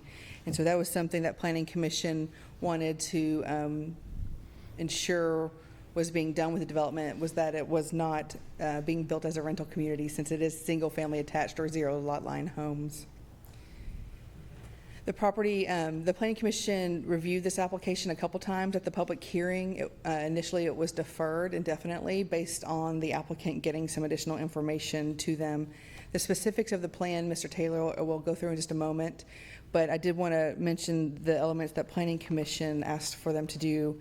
They asked for them to add improved, stronger language in the pattern book regarding the preservation of existing vegetation along the western property line. And the western property line is the top of the page here. The particular area was here at Tuscany, because that area, actually, there are 4 homes that face the back of these homes, and so they wanted some kind of landscaping there. And so the book has been updated to include a buffer there, a landscape buffer. And then there were several comments about the architecture. Some of them were to enhance the side elevation for corner lots. So on corner lots, technically there are 2 fronts, but one of those fronts doesn't function as a front. It functions as the side of a house. And to add some additional elevations in the book. The Planning Commission is recommending that you approve this. The vote was not unanimous, but it did have a majority vote recommending that this be approved.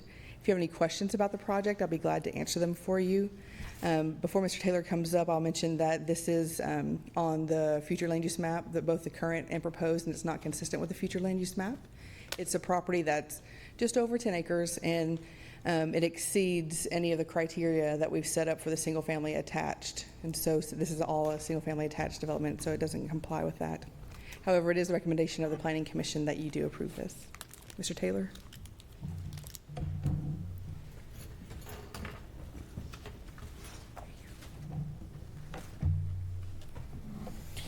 Thank you, Ms. Green, Mayor, members of the council. I'm Matt Taylor of SCC. I'm accompanied tonight by Mr. Brian Burns, the applicant on the project, and I do have a brief presentation over Cherry Blossom Downs. As Ms. Green said, we are about 10 acres on the north side of Thompson Lane, just to the east of Leanna Swamp Road, which is shown in the dark blue in this particular map. We are directly across the street from Northside Baptist Church as well. Our site is made up of 2 parcels. Each parcel has an existing home, both of which will be removed with this project. Today is zoned RS15, which I believe is a holdover from annexation several years ago. To the east of us is a PRD Kings Landing. To the west of us is a PRD Tuscany, and then to the north is unincorporated areas in the county zoned RM. This is a picture of the eastern home and the western home. both of which, again, will be removed with this project. Here's some sample architecture from the Tuscany subdivision to the west of us. We do not have any sample architecture on Kings Landing. Those roads and infrastructure are still under construction. This is a picture looking west on Thompson Lane. So our property would be directly to the right here, and the Northside Baptist Church would be to the left. And then this is complete reverse of that, so our project would be to the left, the church to the right. So the plan is for a PRD zoning. That's for 52 dwelling units. That provides a density of just under 5.2 units to the acre. We feel like this blends in well with the area, both in density and housing type. Tuscany is right at 5 units to the acre. Kings Landing is about 5.2.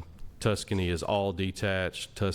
Kings Landing has a mix of townhomes with multiple units inside of each building, as well as some detached. And so we're all 0 lot lines, so no more than 2 units attached to each other. So we think that blends very well between those two projects, right between them. We will maintain over an acre of open space that'll be spread between the front and the rear of the site. We will have all public streets. We work closely with staff to add some curvature to this street going through the middle of the neighborhood and try to help some of that traffic calming that we heard a little bit about earlier today. We'll have sidewalks along both sides of all of our streets. Every owner here will be a member of the HOA, mandatory. That HOA will be managed by a third-party association. They will maintain open space as well as enforce our restrictive covenants. All of our utilities will be underground, and then we'll have screening along our entryway of Thompson Lane. Homes themselves, as Ms. Green said, will be a minimum of 1,450 square feet in size. We'll have 2-car garages on all of our homes. And then all of our homes, except for 2 at the very rear of the neighborhood, will have enough room in the driveway for 4 cars. These will all be 1-story homes and will be a mixture of brick, stone, fiber cement board. We work very closely with staff on the plot plan, so all of our front yards will have a landscape package. They'll have trees, shrubs. We've committed to having shrubs between the driveways to break up that concrete area. We'll have at least 50% open space in those front yards as well. And we worked very closely with Planning Commission and staff on having multiple iterations of the front elevation to provide a variety, make sure that the community doesn't look monotonous. And so you'll see we've got 4 different elevations, and then we've got about 4 different options for each one of those elevations. And so we vary the colors, we vary the details, we vary where the dormers are, we vary where the trellises are over garage doors. And so, you know, with 4 versions of 4 different elevations inside of a 52 home development, that is a lot of variation. You will not see very much replication at all within the development.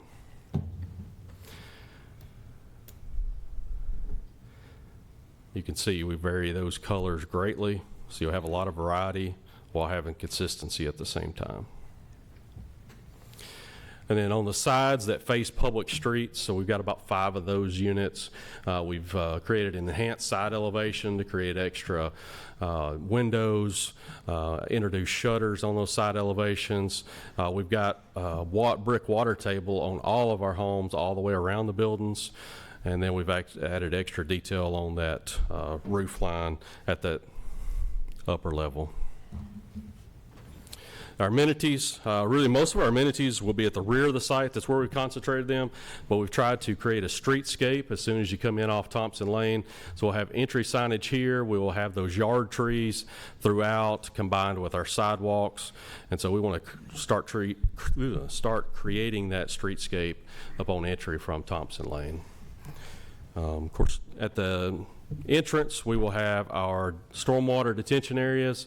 This is where the water goes, so we didn't have much choice on where we located these, but we've paid special attention on beautifying these. We've got fencing planned here as well as an abundance of landscaping. people are always concerned about how those are going to look, so we didn't have to look very far to find a good example. This is right next door in Tuscany. You're looking directly at a detention pond in this picture. We did this, I think this project's been built for about 6 or 7 years, maybe 8. And, unless you know that's a pond, you don't know that you're looking at a pond. So we know how to make these look good. We plan to replicate that same thing here. And this is a picture of the pond at the rear of Tuscany. So just another good example. We've taken something that's functional and treated it aesthetically. And the amenities, we have chosen these based on who we anticipate our clientele and our buyers to be here, which we think is going to be an older age group, a 55 plus. And so we've tried to pick things that are social, that are active, but they're not high impact. And so things like the pavilion, so you can have a gathering spot, some sitting areas, fire pits, bocce ball, cornhole, and just some general outdoor seating areas. We have our main point of access will be onto Thompson Lane. This point, we will construct a right turn lane at this location. Kings Landing is already committed to constructing a left turn lane that would serve their site, but also would become a continuous left turn lane that hooks up with the Tuscany turn lanes.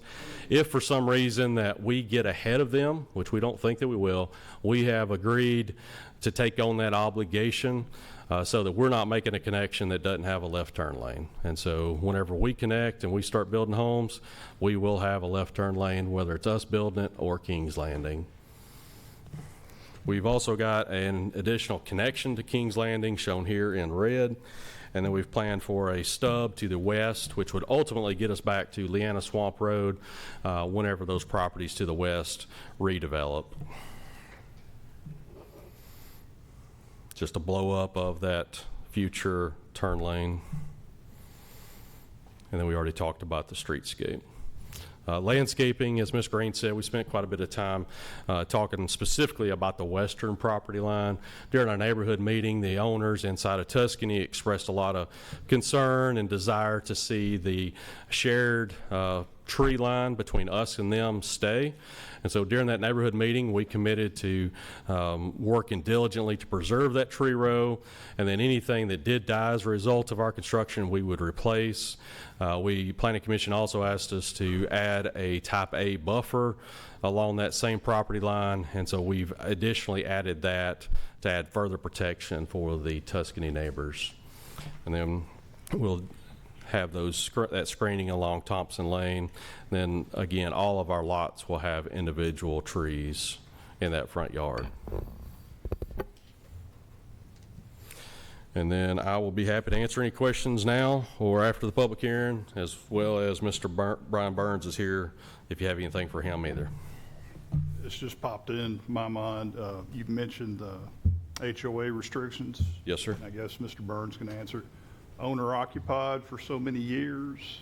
So what we have said is that I think it says we cannot sell to a bulk rental person. So whatever that next buyer wants to do, I guess they could sell it or they could rent it, but we're not going to sell to, I'll use American Homes for Rent because everybody references that. We're not selling to them. And so we have made that commitment. I don't know if you do anything else after that, but. I try not to tell people what they do once they buy it, but we're not going to sell to companies that just rent. But if the economy just absolutely crashed and I had 54 townhomes out there, I might have to rent them until the economy gets better. Yeah. So that's why I never put that restriction in there. But your intent is, in a perfect world, 52 homes that are owner occupied in a perfect world. That's usually what happens. We don't sell many properties at all to people who rent. So. Okay.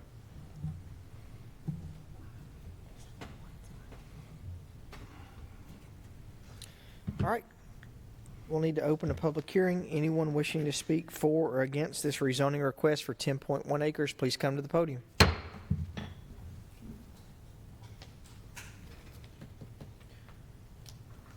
All right, seeing none. Okay. Slowly but surely. Thank you. My name is Mel Simpson. I live in the Tuscany community. I'm the president of the HOA currently. The question I have deals with the backside or the west side of the properties. Originally, I thought there was some sort of fencing that was going to go along the back of those homes. I don't know if that's still part of the project, or was that still going to be a possibility?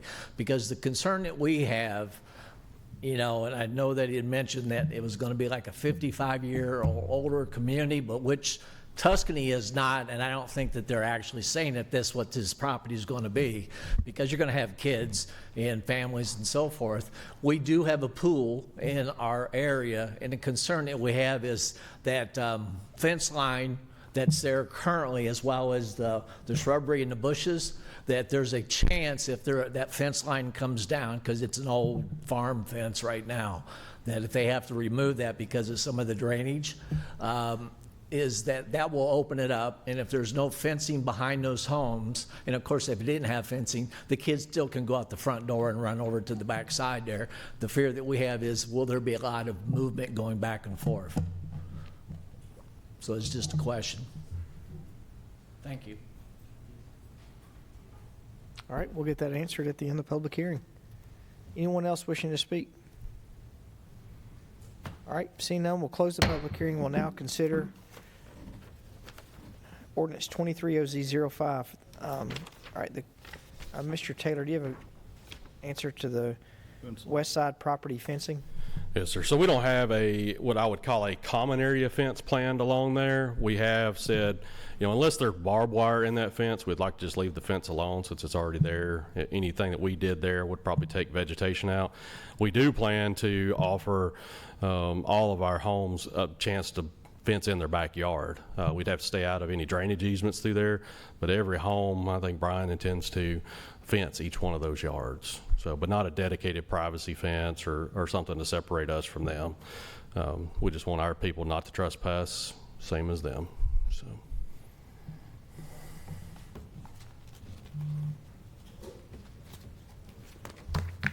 Any other questions? Or Councilmember, you have any questions?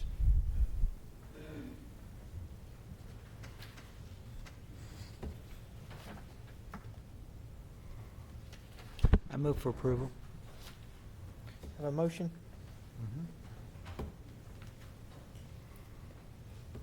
Second. Motion and second. Ms. Brown, please call the roll. Ms. Averwater? Aye. Ms. Skels Harris? Aye. Mr. Maxwell? Aye. Vice Mayor Shacklet? Aye. Mr. Wade? Aye. Mr. Wright? Aye. Mayor McFarland? Aye. All right, we'll move to item 15, revised study area for the Highway 99 annexation. Ms. Rush. Getting there, huh? So this item is to schedule a public hearing for a date regarding the annexation of a segment of Highway 99. You may recall that this was before you just a few weeks ago. On February 16th, the council had scheduled a public hearing for a larger study area, which included the segment of Highway 99, which is this particular project, as well as the adjacent Rockville schools. In order to do the annexation, property owner consent is required. And since the Planning Commission's vote to make its recommendation, staff has learned that the Rutherford County will not be providing their written consent to annex those two school properties. So as such, consistent with what's allowed by state law, staff is recommending that the study area be revised to only include the Highway 99 segment. And so we are asking for you to schedule a public hearing for this item. And the date is for April 6, 2023. So moved. Second. Motion second. Please call the roll. Ms. Averwater? Aye. Ms. Skels Harris? Aye. Mr. Maxwell? Aye. Vice Mayor Shacklet? Aye. Mr. Wade? Aye. Mr. Wright? Aye. Mayor McFarland? Aye. Thank you, Ms. Rush. All right, we'll move to on motion design for maintenance of the runway. Mayor and members of the City Council, I have two items under this one letter for you. One is the design work with Barge Design Solutions for a stopway, and that cost for that work is $48,585. And then also the second part is to approve the money to be transferred from an old taxiway Echo project over to this to cover the cost of this construction and design work. For the last several years, we've been working on our plan for construction and pavement maintenance, not only on the runway, but also on the taxiway. Anytime we do maintenance on the airport, it takes a lot of time and very painful, not only for the airport, our customers, and even the contractor who has to abide by some very strict federal guidelines for the pavement and how it's applied. So part of this is pavement maintenance. Also, we'll be displacing the runway threshold on the south end. So for the pavement we're losing, we're putting on the south end for any overrun, and it's called a stopway. If you have any questions, I'll be glad to answer them at this time. So moved. Second. Motion is second. Please call the roll. Ms. Averwater? Aye. Ms. Gels Harris? Aye. Mr. Maxwell? Aye. Vice Mayor Shacklet? Aye. Mr. Wade? Aye. Mr. Wright? Aye. Mayor McFarland? Aye. Thank you. Mr. Gerke. All right, we'll have the item 17, the purchase of a new truck for the fire department. Chief McCluskey. Good evening, Mayor and council members. Tonight I come before you asking for approval for the purchase of a 2023 GMC pickup truck. This is going to be used for our frontline personnel for emergency response. We have gotten the pricing with Wilson County Motors, and the expenditure comes in at $32,603, and this is to be funded out of the ARPA fund. Any questions for Chief McCluskey? So moved. Second. Motion is second. Please call the roll. Ms. Averwater? Aye. Ms. Gels Harris? Aye. Mr. Maxwell? Aye. Vice Mayor Shacklet? Aye. Mr. Wade? Aye. Mr. Wright? Aye. Mayor McFarland? Aye. Thank you, Chief. All right, thank you. All right, we'll move to item 18, the purchase of 2023 LiDAR and design grade 1-foot contours, GIS. Mr. Lee. I don't think we get to see you up here often, Mr. Lee. I try to avoid it. I had to Google all of those words when I was LiDAR? reading the, yeah. I'm new here. It's from Napoleon Dynamite. But I come before you tonight with requests for design grade 1-foot contours. The cost is $203,729, and it is currently funded in our GIS budget this year. We have been using 2018 2-foot contours for about 5 years now, and we've had a lot of growth in the last 5 years. And so we need to get new data. Any questions for Mr. Lee? So moved. Second. Motion is second. Please call the roll. Ms. Averwater? Aye. Ms. Gels Harris? Aye. Mr. Maxwell? Aye. Vice Mayor Shacklet? Aye. Mr. Wade? Aye. Mr. Wright? Aye. Mayor McFarland? Aye. Mr. Lee, we don't get to see you up here very often, so I think we should embarrass you and tell you, man, GIS does so much inside our community. I know all of our different departments use it, and I get all the emails, hey, I'm working on this today. This GIS is down today. We're working on this. So your team, y'all do a great job and do it all behind the scenes, and everybody gets to enjoy it, but no one gets to see the people who do it. So great job for what y'all do. They really do a good job. thank you. Thank you. Appreciate that. All right, now you can go back home and play Fortnite. All right, purchase of tractor with side rotary mower. Good evening, Mayor and Council. I am Tracy Brown, the Assistant Director of the Street Department. I'm filling in for Mr. Hillis, who can't be here tonight. So before you is a request to purchase a PowerStar 90 tractor with side rotary mower from Dixon County Equipment under our state contract pricing in the amount of $99,116. These funds are allocated in the fiscal year 22 CIP budget. I'm happy to answer any questions if you have any. Any questions for Tracy? So moved. Second. Motion second. Please call the roll. Ms. Averwater? Aye. Ms. Gels Harris? Aye. Mr. Maxwell? Aye. Vice Mayor Shacklet? Aye. Mr. Wade? Aye. Mr. Wright? Aye. Mayor McFarland? Aye. All right, we'll move to Lascassas Highway Transportation Investment Report, amendment number 1. Mr. Kerr. Mayor and members of the council. On December 1st, 2023, council approved a contract with the Cordino Group to complete a tier for the proposed widening of Lascassas Highway. Since that time, TDOT's requirements for the report are in a transitional phase. Staff believes that the new report requirement may not be as extensive as the original requirements, In an effort to ensure the city is paying for work performed due to the evolving changes, staff requests to change the contract from lump sum to hourly not to exceed. The contract suited will remain the same at $98,200. I'm available for any questions. So move. Second. Motion and second, please call the roll.